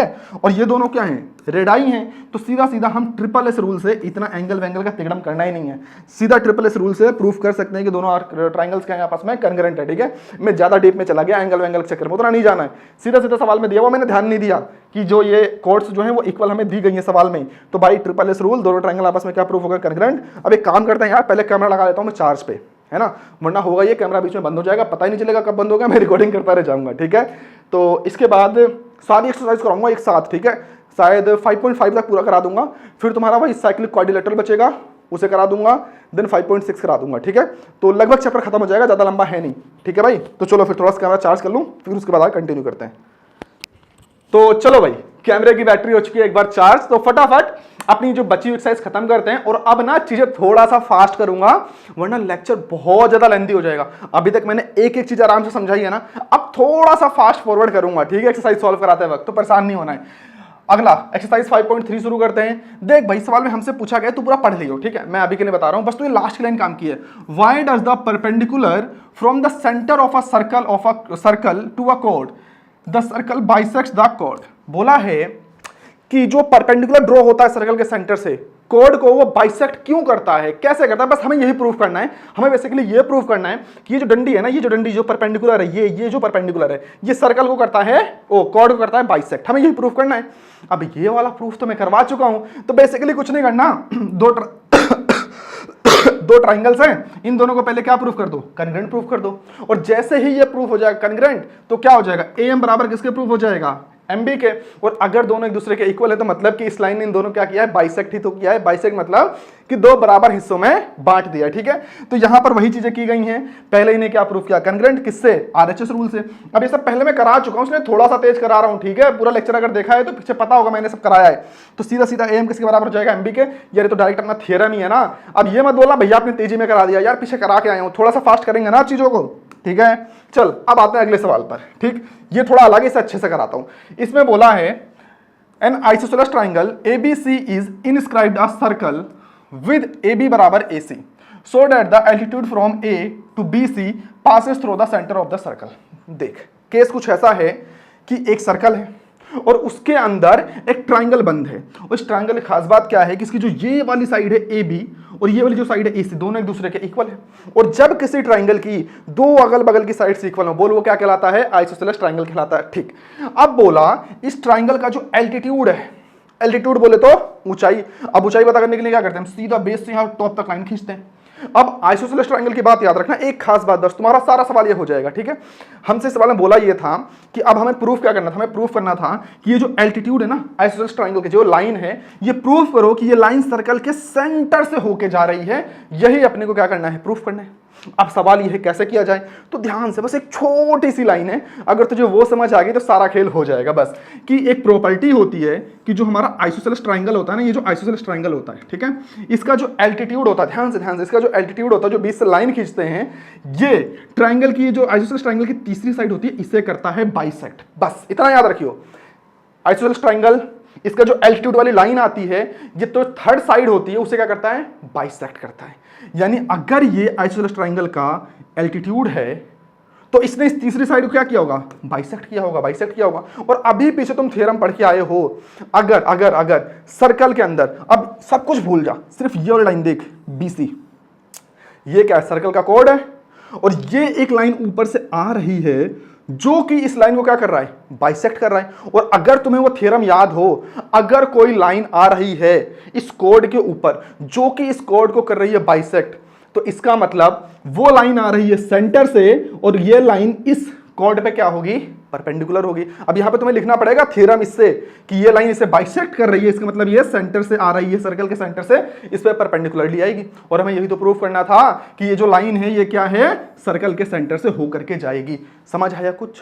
पहले प्रॉपर्टी कि जो आइसोसेलेस ट्रायंगल जो उसका एल्टीट्यूड है वो इस लाइन को क्या करेगा, बाइसेक्ट करेगा। अब तुम्हें पता चल गया अगर ये लाइन बाइसेक्ट हो रही है, ये वाली बाइसेक्ट हो रही है इससे, तो इसका मतलब जो सर्कल वाला थ्योरम है, यहां पर ये क्या होगी, सर्कल से होके आ रही होगी, सर्कल के सेंटर से होके आ रही होगी और इस पे क्या होगी, परपेंडिकुलर होगी। अब कुछ नहीं करना, बस इसी पूरी राम कहानी को यहां पर स्टेटमेंट के फॉर्म में लिख दिया गया है, ऐसा ही लिख देना है और हमारा सवाल ये क्या पूरा कंप्लीट हो जाएगा। आप चाहो तो इसका स्क्रीनशॉट ले लो, देख लो, समझ लो, ठीक है। अब बढ़ते हैं आगे की तरफ, अगले सवाल की तरफ। अगला सवाल क्या भैया, अगला सवाल है, two parallel chords of the length 6 cm and 8 cm are on the opposite sides of the center of the circle. If the radius of the circle is 5 cm, find the distance between the midpoints of the chord. ठीक है, हमें यहाँ पर एक code ये दे दी गई है 6 centimetre की, दूसरी कोड ये दे दी गई है 8 सेंटीमीटर की। हमसे बोला ये सर्कल का इस वाले कोड का मिड पॉइंट ये है, इस वाले कोड का मिड पॉइंट ये है। हमें इन दोनों के बीच का डिस्टेंस पता करना है और सर्कल का जो रेडियस है वो कितना दे रखा है, मैं 5 सेंटीमीटर, ये है सर्कल का रेडियस। आप देख भाई, मुझे ये डिस्टेंस बतानी है। अब कैसे बताया जाए, अब ध्यान से देख, अगर तो ध्यान से देखा तो यहां पर एक राइट एंगल ट्रायंगल बन रहा है और यहां पर भी क्या बन रहा है, एक राइट एंगल ट्रायंगल बन रहा है। तो यहां पर अगर ये पूरी लेंथ 6 सेंटीमीटर है तो अभी तूने सर्कल का थ्योरम पढ़ा था ना कि सेंटर से जो लाइन इसके ऊपर जाएगी इसे क्या करेगी, बाइसेक्ट करेगी। बाइसेक्ट बोले 2 बराबर हिस्सों में बांट देगी। तो अगर ये पूरा 6 है तो यहां तक क्या हो जाएगा, 3 हो जाएगा। ऐसे अगर ये पूरा 8 है तो यहां तक का हिस्सा क्या हो जाएगा, 4 हो जाएगा। बोल क्लियर है कि नहीं? अब देख, ये है राइट एंगल ट्रायंगल, 90 डिग्री के सामने वाला क्या हो जाएगा, हाइपोटेनियस, ये क्या हो जाएगा, बेस, और ये यहां से यहां तक क्या हो जाएगा, परपेंडिकुलर। ऐसे दूसरे वाले में देख, ये भी राइट एंगल ट्रायंगल है तो 90 डिग्री के सामने ये क्या हो जाएगा, हाइपोटेनियस, ये हो जाएगा बेस और ये क्या हो जाएगा, परपेंडिकुलर। तो अगर मैं दोनों ही ट्रायंगल्स में पाइथागोरस थ्योरम अप्लाई करूं तो मैं यहां पर ये वाली डिस्टेंस परपेंडिकुलर पता कर लूंगा, यहां पर ये वाला परपेंडिकुलर पता कर लूंगा और दोनों को जोड़ दूंगा तो मुझे इन दोनों के बीच की डिस्टेंस का पता चल जाएगा। बोल क्लियर हुआ कि नहीं हुआ? भाई सवाल देख के पहले तो ये समझ आना चाहिए कि करना क्या है, रटना थोड़ी ना है अपने को, ठीक है, क्लियर होना चाहिए करना क्या है। तो अब कुछ नहीं करना, सेम यही काम करेंगे, हम क्या अप्लाई करेंगे, पाइथागोरस थ्योरम। चल भाई, तो अब हम डायरेक्ट क्या करेंगे, अब OAE ये वाला ट्राइंगल O A और E कहां पर है, इस तरफ करना पड़ेगा, E ये रहा OAE वाला। इसमें जब अप्लाई करोगे पाइथागोरस थ्योरम तो ये है तुम्हारा हाइपोटेनियस, ये है तुम्हारा बेस और ये क्या है, परपेंडिकुलर। तो सीधा OA स्क्वायर बराबर में OE square plus AE square, सिर्फ डायरेक्ट वैल्यू पुट करते जाओ और OA की वैल्यू जो आएगी क्या आ जाएगी, 4 सेंटीमीटर। इतना बेसिक तो आता होगा, ठीक है। ऐसे सेम दूसरे वाले ट्राइंगल में, इस वाले ट्राइंगल में जब करोगे तो यहाँ पर तुम्हारा हाइपोटेनियस क्या है, ये OC, तो फिर से वही करोगे OC स्क्वायर बराबर में OF स्क्वायर प्लस CF का स्क्वायर, सारी वैल्यूज पुट करोगे, बाद में जो OF की वैल्यू आएगी क्या आएगी, 3। अब ये सब तो क्लियर है ना यार, कैसे आ रहा है, कुछ नहीं किया मैंने, इस सब की वैल्यू यहाँ पर दी गई है यार, थोड़ा सा जल्दबाजी में करा रहा हूँ, क्यों, क्योंकि बेसिक है यार, मैं बता चुका हूँ, स्टार्टिंग में आराम से इसीलिए करवाता हूँ ताकि लास्ट में थोड़ा सा चीजों को खींचा जा सके, ठीक है। तो यहाँ पर OF की वैल्यू क्या आ जाएगी, 3 सेंटीमीटर। तो अब मुझे करना क्या था, ये आ गया कितना, 4, ये आ गया कितना, 3, मुझे दोनों के बीच की डिस्टेंस बतानी थी। तो अब मैं क्या करूंगा, दोनों को ऐड कर दूंगा, 4 + 3, आंसर क्या आ जाएगा, 7 सेंटीमीटर। मतलब इन दोनों के बीच की डिस्टेंस क्या है, 7 सेंटीमीटर। देख भाई, अगर तुम्हें ये लगता है कि भाई ये ज़्यादा जल्दी हो रहा है, समझ नहीं आ रहा है, तो मुझे कमेंट पे बताना, इंस्टाग्राम पे मैसेज करके बताना कि भैया आप पूरा सवाल कराया करो, बेशक थोड़ा टाइम लग जाए, तो मैं कराऊंगा, क्योंकि आपको बताना पड़ेगा ना भाई कि भैया ये समझ नहीं आया, अगली बार ऐसा करना, तो तभी तो मैं चेंज करूंगा, क्योंकि मैंने अपनी साइड से तो बेसिक बता दिया। मैं ये मान के चल रहा हूँ 9th क्लास का बच्चा बेसिक तो आता होगा, रूट 16 सॉल्व करना आता होगा, रूट 9 सॉल्व करना आता होगा, ठीक है, इतना तो मैं मान के चलता हूँ, ठीक है। फिर भी दिक्कत लगे तो मैसेज में बताना है आपने। अगला सवाल भाई, अगली एक्सरसाइज है अपनी 5.4। अब यहाँ पे हमें करना क्या है, यूजिंग द बुद्धियाना पाइथागोरस, भाई पाइथागोरस थ्योरम में नाम बदला है, ठीक है, Pythagoras theorem to show why the theorem chords of a circle having the same length are all at the same distance from the center of the circle। अब देखो, जो अभी तुम पीछे थ्योरम पढ़ के आए थे ना कि अगर दो कॉर्ड्स हैं जो इक्वल लेंथ की हैं, तो सेंटर से जो उनका डिस्टेंस होता है वो भी क्या होता है, सेम होता है। हम थ्योरम पढ़ के आए हैं, लेकिन अब इसी चीज को प्रूफ करना है किससे, by the help of Pythagoras theorem. अब कैसे प्रूफ किया जाए, पहले तो समझ प्रूफ क्या करना है। बोला है कि जो ये वाली कॉर्ड है और जो ये वाली कॉर्ड है दोनों सेंटर से इक्वल डिस्टेंस पर है। बोले तो यहां से यहां तक का डिस्टेंस क्या है, CE, और ये वाली डिस्टेंस क्या है, CH। तो मुझे CE को इक्वल प्रूफ करना है किसके, CH के। अब क्या किया जाए, क्या करना है, तो उसने खुद ही बता रखा है, अप्लाई करना है पाइथागोरस थ्योरम। अब किसमें अप्लाई किया जाए, देख भाई, ये CE मुझे इस वाले ट्राइंगल में मिल रहा है और ये CH मुझे इस वाले ट्राइंगल में मिल रहा है, तो मैं इन दोनों ही ट्राइंगल्स में क्या अप्लाई कर दूंगा, पाइथागोरस थ्योरम। और किसी तरीके से तिगड़म लगा करके कैलकुलेशन करा करके कोशिश करूंगा कि CE बराबर किसके आ जाए, CH के, ठीक है। तो चल भाई पहले इस वाले ट्राइंगल के अंदर हम अप्लाई करते हैं क्या, पाइथागोरस थ्योरम। तो देख, ये क्या है, हाइपोटेनियस, ये क्या है, परपेंडिकुलर, और ये क्या हो जाएगा हमारा बेस। तो जब मैं इस वाले में अप्लाई करूंगा तो CA का स्क्वायर किसके इक्वल आएगा, CE square plus AE square के। ये रहा ना भाई, देख, अरे अरे अरे अरे, ये CA, ये CE, और ये क्या है, AE। क्लियर है, तो CA का स्क्वायर किसके बराबर हो गया, CE square plus AE square के। ऐसे जब इस वाले ट्राइंगल में आएंगे तो ये हो जाएगा हाइपोटेनियस, तो CG क्या हो गया, हाइपोटेनियस, और ये क्या हो जाएगा, परपेंडिकुलर, और ये क्या हो जाएगा, बेस। तो एक बार फिर से CG स्क्वायर बराबर में क्या हो जाएगा, CH स्क्वायर प्लस में GH स्क्वायर। बोल यहाँ तक की कहानी क्लियर है। तो अपने पास अभी इक्वेशन क्या बनी है, CA स्क्वायर बराबर में CE square plus AE square. यहाँ पर क्या बना, CG स्क्वायर बराबर में CH square plus GH square. अब ध्यान से देख, ये जो CA है और ये जो CG है, ध्यान से देख, ये है CA और ये है CG। ये दोनों ही असल में क्या है, इस सर्कल का रेडियस है। ये दोनों ही असल में क्या, सर्कल का रेडियस है। यानी मैं कह सकता हूं CA जो है वो बराबर है किसके, CG की है। तो जहां पर CA लिखा है इसकी जगह पे CG लिख दूं, कोई दिक्कत नहीं है। तो यहां पर मैं लिख सकता था CG का स्क्वायर। बोल, लिख सकता था कि नहीं लिख सकता था। अब क्योंकि यहां भी CG स्क्वायर है, यहां भी CG स्क्वायर है, और ये पूरा इसके इक्वल है, ये इसको इक्वल है। ध्यान से तो मैं पूरा, अगर ये भी CG स्क्वायर है, ये भी CG स्क्वायर है, तो मैं इन दोनों को भी तो एक दूसरे के इक्वल लिख सकता हूं कि नहीं लिख सकता हूं, लिख सकता हूं ना। तो अब यहां पर मैंने लिखा CE स्क्वायर प्लस AE का स्क्वायर, और इसको इक्वल कर दिया CH square plus GH square के। बोल, यहां तक की कहानी क्लियर है, पक्का, ठीक है। अब ध्यान से देख, मुझे प्रूफ क्या करना था, CE बराबर CH के। ये रहा CE, ये रहा CH। अब समस्या ये है, ये AE और GH को गायब कैसे किया जाए। क्या कोई तिगड़म लग सकता है, बिल्कुल लग सकता है। देखो, अगर याद हो जो पिछले कई मैंने ऐसे सवाल कराए थे, ठीक है। अब मैं किसी तरीके से, अगर यहाँ पे जो ये GH है और AE है, अगर इस GH को AE के बराबर प्रूफ कर दूं, तो यहाँ पर AE है, यहाँ पर भी AE हो जाएगा, और ये दोनों एक दूसरे से क्या हो जाएंगे, कैंसिल हो जाएंगे। अब सवाल ये है कैसे GH को AE के बराबर प्रूफ किया जाए। तो देखो, मुझे करना क्या है, ये GH को इस AE के बराबर करना है प्रूफ। तो कैसे करेंगे मैं बताता हूं। देख, यहां पे थोड़ा सा कॉम्प्लेक्स है, मैं बता देता हूं। पहले देखो, सवाल में गिवन है कि दोनों इक्वल कोड्स हैं, यानी जो AB है वो बराबर है किसके, इस GF के। बोल, है कि नहीं है। अब ये देखो, ये पूरी लाइन AB थी, तो इसका आधा अगर मुझे AF निकालना है, ये AE है, ये AE है, ये जो AE है ये बराबर होगा किसके, EB के, और ये सब पूरा किसके बराबर होगा, AB बाई 2 के। बोलो, होगा कि नहीं होगा। ऐसे ही सेम यहाँ पर, सेम अगर मैं यहाँ पर करूँ, इस वाली लाइन में करूँ, यार जगह कम पड़ रही है क्या, चलो यहाँ कर लेते हैं, ठीक है। देखो, सेम मैं यहाँ पर करूँ तो GH इक्वल होगा किसके, HF के, और ये पूरा इक्वल होगा किसके, GF बाई 2 के।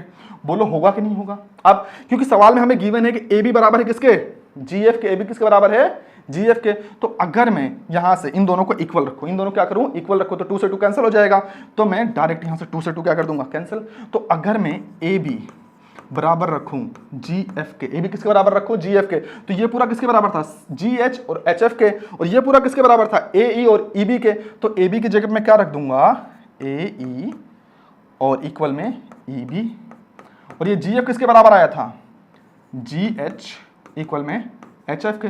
यानी चारों चीजें एक दूसरे के क्या आ गई, इक्वल आ गई। और मुझे चाहिए क्या था, AE बराबर किसके चाहिए था, GH के। तो यहां से मुझे पता चल गया कि ये जो AE है ये किसके बराबर है, GH के बराबर है। यही सारे स्टेप से मैंने यहां पर करवा दिया है, ठीक है। यहां पर GH नहीं, ये GF होगा, ठीक है। बस समझ आ रहा है, तो यही सारा स्टेप है मैंने यहां पर कर रखा है अच्छे से, ये तुम्हें दिख जाएगा। तो अब मैं इस वाली इक्वेशन में जहां पर ये GH है इसकी जगह पर क्या लिख सकता हूं, इसकी जगह पर लिख सकता हूं AE का स्क्वायर। अब बीच में इक्वल है, यहां भी AE वहां भी AE, दोनों प्लस में है, तो ये दोनों क्या हो जाएंगे, कैंसल। अब बचा क्या, CE का स्क्वायर, यहां पे CE का स्क्वायर, और यहां पर क्या बचेगा, CH का स्क्वायर। दोनों तरफ अगर मैं स्क्वायर रूट कर दूं, या स्क्वायर वैसे कैंसिल नहीं होता, तरीके से हम स्क्वायर रूट ही करते हैं, तो बचा क्या, CE बराबर CH, और हमें यही क्या करना था, यही करना था प्रूफ, ठीक है। तो ये हो गया भाई अपना क्वेश्चन नंबर 1 किसका, एक्सरसाइज 5.4 का। अब बढ़ते हैं अगले क्वेश्चन की तरफ। अगला क्वेश्चन क्या है, consider the given figure in CE is perpendicular to the AB।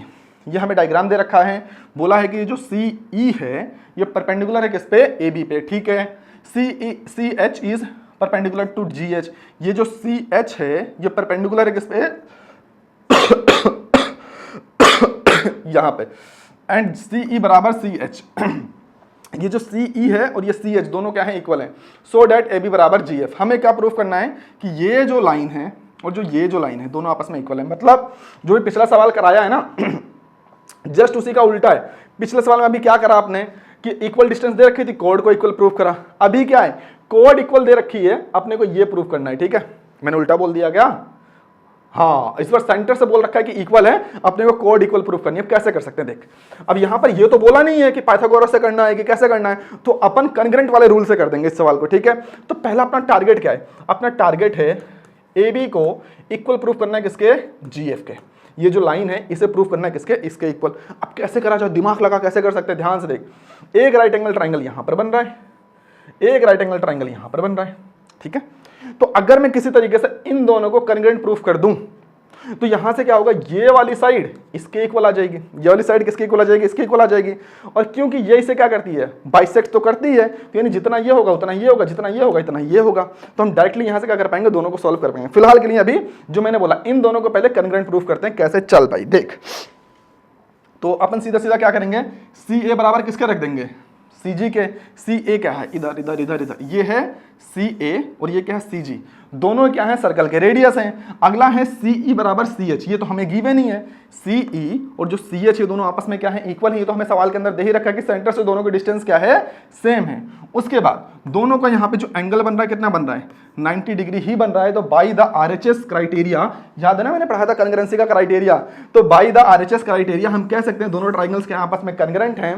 तो हम कह सकते हैं जो AE है, ये जो AE है, ये जो यहां से यहां तक जो AE है ये बराबर है किसके, GH के।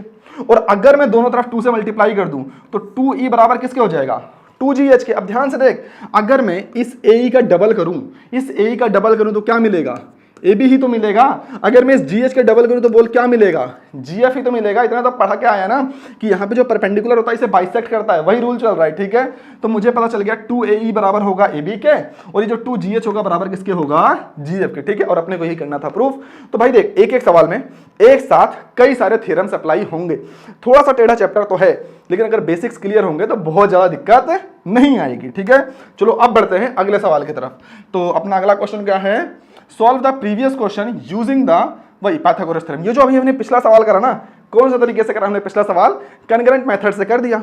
अब इसी को कैसे करना है, पाइथागोरस थ्योरम से करना है। मैं पाइथागोरस थ्योरम पे आपको 2 से 3 सवाल करा चुका हूं। अब देखो मैं हिंट दे रहा हूं कैसे करना है, ये काम करना आपने। कैसे करोगे, फिर से वही काम करना है कि मुझे BA या फिर AB को बराबर किसे करना है, GF के प्रूफ करना है, GF के प्रूफ करना है। अब कैसे, फिर से भाई 2 ट्राइंगल पकड़, ये वाला ट्राइंगल ले ले और ये वाला ट्राइंगल ले लें, इनमें क्या अप्लाई कर दे, पाइथागोरस थ्योरम अप्लाई कर दे, दोनों में अप्लाई कर दे पाइथागोरस थ्योरम, और किसी तरीके से कोशिश कर कि इसको इसके इक्वल लेके आया जा सके। फिर इसके बाद इन दोनों पाइथागोरस थ्योरम अप्लाई करके इसको इसके इक्वल, फिर लास्ट में जो इक्वेशन बनेगी दोनों को जोड़ करके हम प्रूफ कर देंगे कि जो ए बी किसके बराबर है, जीएफ के इक्वल है। ठीक है, यही सारा काम यहाँ पर किया गया है। अब मैं साइड हट रहा हूँ, तुम ध्यान से इसका स्क्रीनशॉट ले लो, ये काम तुम्हारा है भाई। मैं पाइथागोरस थ्योरम पे 2 से 3 सवाल करवा चुका हूँ। ठीक है, एक तो मेरा गला बैठा हुआ है, खांसी बहुत आ रही है, मैं भी चाहता हूँ कि लेक्चर थोड़ा सा जल्दी खत्म हो जाए। ठीक है ना, इसलिए थोड़ा सा जल्दी कर रहा हूँ, बट अगर दिक्कत आएगी तो पूछना यार। ठीक है, अगला है एनसीईआरटी एक्सरसाइज 5.5 का पहला क्वेश्चन। इसमें हमसे बोला गया है find the length of the chord of a circle where the radius is 7 centimetre and the perpendicular distance is 6 centimetre. चलो भाई, हमसे बोला गया है find the length of the chord, हमें सर्कल की कॉर्ड की लेंथ बतानी है, उसका रेडियस है 7 सेंटीमीटर और जो परपेंडिकुलर डिस्टेंस है वो कितना है, 6 सेंटीमीटर। यानी कि हमें ये दे रखा है रेडियस 7 और ये दे रखा है 6, हमसे कॉर्ड की लेंथ पूछी है। अब ध्यान से देख, यहां से यहां तक क्या दिख रहा है तुझे, एक राइट एंगल ट्राइंगल दिख रहा है। तो अगर मैं इसके अंदर पाइथागोरस थ्योरम अप्लाई करूं तो ये वाली डिस्टेंस निकाल सकता हूं, और अगर मैं ये वाली डिस्टेंस निकाल लूंगा तो इसी का डबल कर दूंगा तो मुझे पूरी कॉर्ड की लेंथ मिल जाएगी। बोल क्लियर है कि नहीं है, तो वही तो करना है। चल भाई करते हैं, फिर अप्लाई करते हैं पाइथागोरस थ्योरम। अच्छा, पाइथागोरस थ्योरम पता है ना भाई क्या होता है, जब कहीं पे राइट एंगल ट्राइंगल बनता है तो हाइपोटेनियस का स्क्वायर प्लस परपेंडिकुलर का स्क्वायर प्लस बेस का स्क्वायर, ये होता है यार पाइथागोरस थ्योरम। देखो यार, मैथमेटिक्स में अगर थोड़ा बहुत बेसिक नहीं आता होगा तो जो चैप्टर्स है वहां पर दिक्कत आएगी। मैं अपनी साइड से कोशिश करता हूं कि आपको बेसिक्स बताता हुआ जरूर, जैसे मैंने कन्करेंसी आपको बताया, लेकिन अगर मैं छोटी छोटी चीजें बताऊंगा तो लेक्चर बहुत ज्यादा लेंदी हो जाएगा। तो अगर आपको कोई चीज नहीं समझ आ रही है तो आपके पास एक ही रास्ता, जैसे आप ऑफलाइन क्लास में क्या करते हैं भाई, अपने टीचर से बोलते हैं ना, भैया मुझे ये समझ नहीं आई ये बता दो, ऐसे मुझसे बोलो, कमेंट करो, इंस्टाग्राम पे मैसेज करो, मैं यार तुम्हारे सारे कमेंट्स पढ़ता हूं, मैसेजेस का रिप्लाई देता हूं। ठीक है, तो कोई दिक्कत आए तो मैसेज करो, रिप्लाई करो। ठीक है भाई, अब आगे तो अपने को करना क्या है, सबसे पहले इस वाले ट्रायंगल में अप्लाई करेंगे पाइथागोरस थ्योरम। तो ये है हाइपोटेनियस, तो सबसे पहले क्या होगा, ओ ए का स्क्वायर बराबर में ओ एम का स्क्वायर प्लस ए एम का स्क्वायर। ओ ए कितना रखा है 7, ये कितना 6, तो यहाँ पर ए एम हमें निकालना है। तो 7 का स्क्वायर 49, इसका स्क्वायर 36, ए एम का स्क्वायर यहाँ, अब यहाँ प्लस का वहाँ जाएगा तो माइनस का, तो ए एम का स्क्वायर का होगा 49 माइनस 36 का स्क्वायर, यहाँ पर 13। अब यहाँ पर ये स्क्वायर है, वहाँ जाकर क्या हो जाएगा स्क्वायर रूट, तो ए एम बराबर में क्या आ गया √13। अब यहां से यहां तक अगर √13 आ गया, मुझे तो पूरा चाहिए, तो पूरा चाहिए तो क्या करना पड़ेगा, इसी को कर दे डबल, क्योंकि भाई जो परपेंडिकुलर होता है वो तो बाइसेक्ट ही करता है ना, ये थ्योरम तो पढ़ के आया है ना, तो यानी ये आधा है तो ये क्या होगा, पूरा पूरा डबल होगा। तो अगर यहां से यहां तक √13 है तो पूरे के लिए उसे डबल कर दे, तो क्या हो जाएगा, डबल के लिए 2 से मल्टीप्लाई, तो आंसर क्या हो जाएगा 2√13। तो ये सोल्व हो गया भाई क्वेश्चन नंबर 1 किसका, 5.5 का। ठीक है, अब अगला सवाल क्या है, explain why the following statement is true if the perpendicular distance of a chord from the centre is d and the radius r then the chord length this. यार ये बिल्कुल वैसा ही जैसा भी सवाल कराया है। बोला है कि अगर मुझे इस कॉर्ड की लेंथ बतानी है, इस कॉर्ड की जो लेंथ बतानी है ये ऐसे ऐसे आ रही है, हमें प्रूफ करना है कैसे, 2√r² माइनस d²। चाहो तो 1 मिनट में आसानी से कर सकते हो। अगर तुम्हें ए एम निकालना है, ए एम क्या है, बेस है, तो सीधा सीधा अगर पाइथागोरस थ्योरम अप्लाई करो तो r² बराबर में d² प्लस में ए एम का स्क्वायर करोगे तो ए एम का स्क्वायर क्या हो जाएगा, r² माइनस में d², तो ए एम क्या हो जाएगा, रूट में r² माइनस d²। ये तो ए एम की वैल्यू हो गई, बट अपने को तो पूरा चाहिए, तो पूरे के लिए क्या करोगे, डबल करोगे, 2 से मल्टीप्लाई करोगे, तो जो पूरा का पूरा ए बी है वो क्या आ जाएगा 2 रूट में r² माइनस d²। यही पूरा करके दिखा देना था और ये तुम्हारा पूरा प्रूफ हो जाता। ठीक है, हमें पूरा यही करना था और कुछ नहीं करना था, बिल्कुल बेसिक सा सवाल था। आगे 5.3 का शायद ये लास्ट सवाल है। ठीक है, 5.5 का लास्ट सवाल है। ठीक है, हमसे बोला गया in a circle if the distance of the chord AB from the center is twice the distance of the another chord is CD from the center, that can we conclude the CD बराबर 2AB given the reason। अब ये हमें दिया नहीं है, ये हमसे पूछा है क्या हम ऐसा कर सकते हैं। ध्यान से देखो, यहाँ पर क्वेश्चन मार्क है और यहाँ पर बोला है कैन वी कंक्लूड, क्या हम ऐसा कह सकते हैं। अब याद हो अगर तुम्हें वो वाला थ्योरम कि जो अगर 2 अनइक्वल कोड हैं तो जो कोड सेंटर के ज्यादा पास होगी, जो कोड सेंटर के ज्यादा पास होगी वो क्या होगी भाई बता, लॉन्गेस्ट होगी, और जो जितनी दूर होगी वो क्या होगी, उतनी छोटी होगी।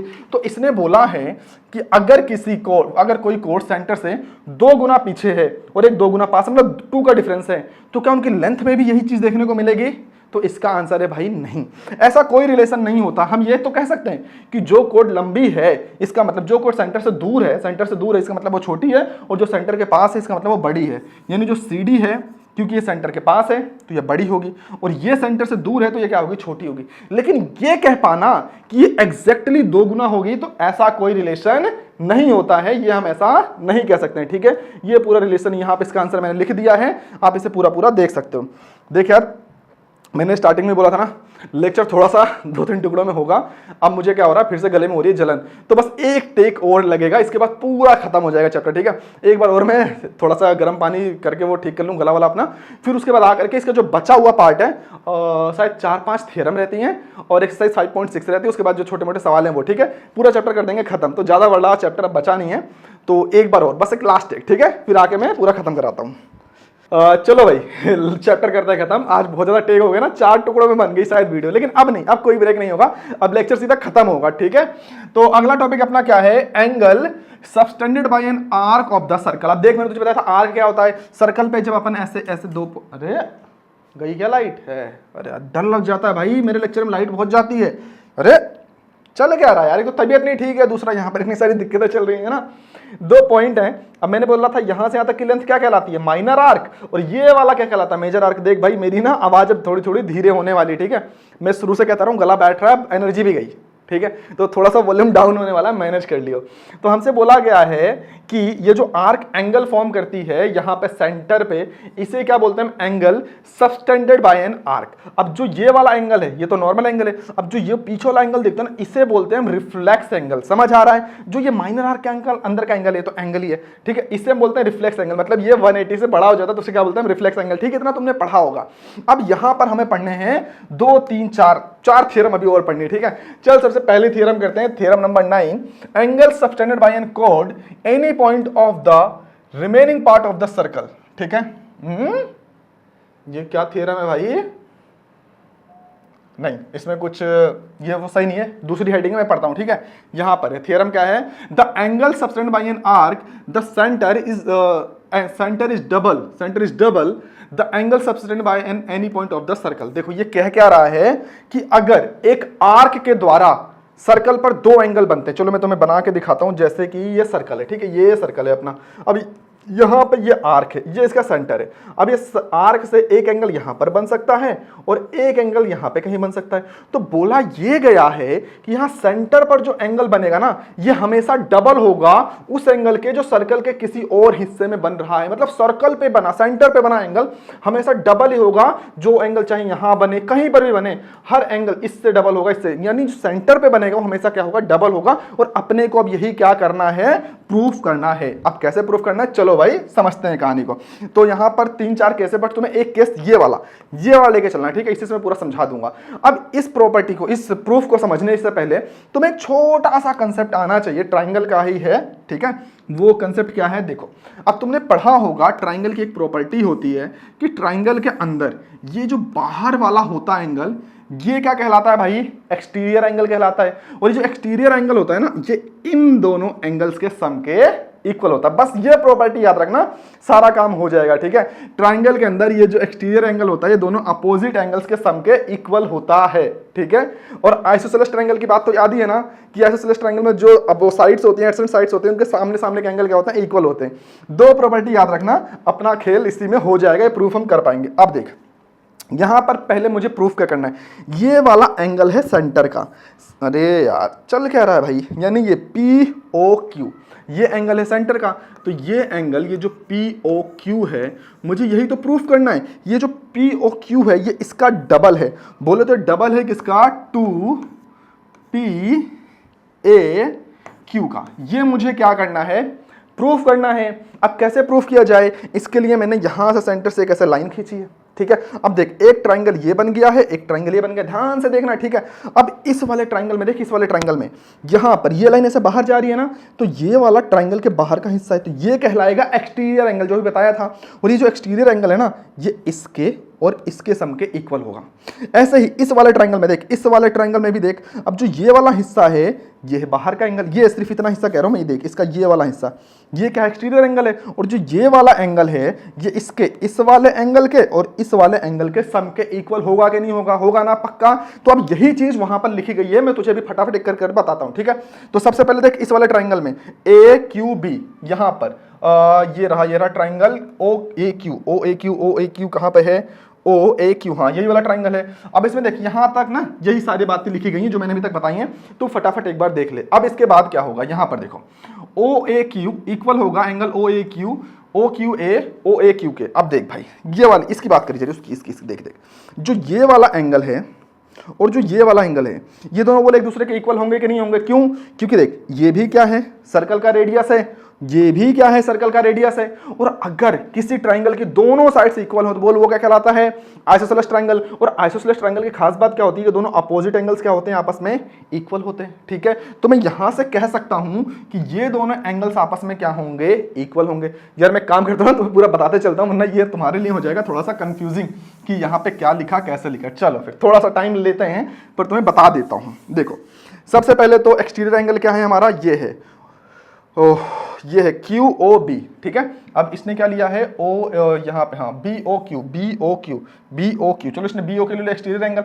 अब ये किसके बराबर होगा, इस वाले एंगल के और इस वाले एंगल के। ठीक है, तो इस ये वाला एंगल क्या लिया इसने, एंगल ओ ए क्यू। ऐसे देखो ओ ए क्यू, उसके बाद ओ क्यू ए, इन दोनों के सम के इक्वल होगा। ये क्या हो गया हमारा इक्वेशन नंबर फर्स्ट। ऐसे ही दूसरे वाले ट्राइंगल में आ जाए, यहाँ पे ये जो वाला ट्राइंगल है, ये वाला जो ट्राइंगल, अब इसमें देख ये हमारा एक्सटीरियर एंगल है ना, ये एक्सटीरियर एंगल है, तो एक्सटीरियर एंगल कौन सा होगा जाए हमारा, बी ओ पी, ये हो गया एक्सटीरियर एंगल। और ये किसके बराबर होगा, इसके और इसके सम के इक्वल होगा। तो यहाँ पे क्या लिखा है, एंगल ओ ए पी, ये वाला एंगल। फिर क्या है ओ पी ए, ये वाला एंगल। ठीक है, इन दोनों के इक्वल हो गया। ये क्या हो गया हमारा इक्वेशन नंबर सेकंड। अब इस वाले ट्राइंगल के अंदर आ जा, आइसोसेलेस ट्राइंगल की प्रॉपर्टी से जो ये वाला एंगल है इसके इक्वल होगा कि नहीं होगा, तो मैंने क्या बोला, ओ क्यू ए। ये जो ओ क्यू ए है ये इक्वल है किसके, अरे इक्वल है ओ ए क्यू के। किसके इक्वल है, ओ ए क्यू के। अब अगर हमें ध्यान से देखा जाए, then from the equation first, यहां पर जो ये इक्वेशन फर्स्ट है, इक्वेशन फर्स्ट, इसमें देखो ओ क्यू ए है, क्या है ओ क्यू ए। इस ओ क्यू ए की जगह पर मैं ओ ए क्यू भी तो लिख सकता हूं कि नहीं लिख सकता हूं, क्योंकि दोनों चीजें क्या है, इक्वल ही हैं। तो जब मैं यहाँ पे ओ क्यू ए की जगह पर ये ओ ए क्यू ही लिख दूंगा तो दोनों यहाँ पे जुड़ जाएंगे। तो बी ओ क्यू किसके बराबर हो जाएगा, 2AO क्यू के। ऐसे सिमिलरली इस वाले में भी यही काम करेंगे। तो जो ट्राइंगल OAP में सिमिलर जब यही काम करेंगे तो क्या मिलेगा, BOP। ये जो एंगल है यहाँ पे आया था, कहाँ गया, ये जो BOP है किसके बराबर आ जाएगा, 2OAP के। सेम वही काम जो भी किया है। ठीक है, थोड़ा सा अब तो समझ गए ना, पूरा बेसिक बता चुका हूं। अब कुछ नहीं करना है, बस इन दोनों इक्वेशंस को हमें क्या करना है, ऐड कर देना है। जब इन दोनों इक्वेशंस को हम ऐड करेंगे किसे, थर्ड और फोर्थ को, तो ये रही हमारी थर्ड इक्वेशन और ये रही हमारी फोर्थ इक्वेशन। तो देखो BOQ राइट वाला राइट साइड में ऐड करो, लेफ्ट वाला लेफ्ट साइड में ऐड करो। तो BOQ प्लस BOP बराबर किसके हो जाएगा, 2OAQ प्लस 2OAP के। अब ध्यान से देख, BOQ डायग्राम में देख BOQ ये है हमारा BOQ और दूसरा क्या है BOP, ये है BOP। अगर इस पूरे को मिला दिया जाए, इन दोनों को जोड़ दिया जाए तो ये पूरा किसके बराबर होता है, बोल, ये पूरा बराबर होता है एंगल POQ के। तो इन दोनों को जोड़ के मैं क्या लिख सकता हूं, एंगल POQ लिख सकता हूं। अब सेम यहां पर, अगर यहां पे दोनों जगह 2 है, मैं 2 कॉमन ले लूं, क्या ले लूं, 2 कॉमन ले लूं, तो क्या बचेगा, OAQ और OAP। अब ध्यान से देख, OAQ ढूंढ, इसमें OAQ कहां पर है, OAQ ये, और दूसरा क्या है OAP ये। दोनों को अगर मैं जोड़ूं, इन दोनों को अगर मैं जोड़ूं क्योंकि वहां प्लस है, तो ये दोनों किसके बराबर आ जाएंगे, एंगल PAQ के। तो इन दोनों को जोड़ करके मैं क्या लिख सकता हूं, एंगल PAQ लिख सकता हूं। तो और 2 तो बाहर था, तो मुझे यहां से पता चला POQ किसके बराबर आ गया, 2PAQ के। यानी जो मुझे प्रूफ करना था वो पूरा क्या हो गया, प्रूफ यहां पर हो चुका है। अब इसके आगे जो कहानी है इन दोनों के लिए तो सेम चलेगी।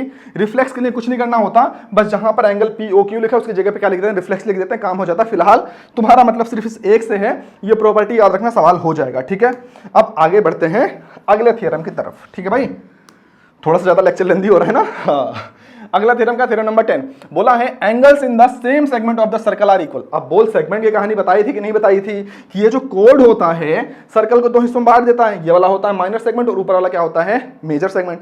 तो अगर कोड के द्वारा 2 एंगल बनाए गए हैं और दोनों एंगल अगर सेम ही सेगमेंट में है, यानी कि दोनों के दोनों ऐसे मेजर सेगमेंट में है, तो दोनों एंगल्स आपस में क्या होंगे, इक्वल होंगे। अब हमें प्रूफ करना है, यानी अपने को प्रूफ करना है कि एंगल A बराबर किसके, एंगल C के।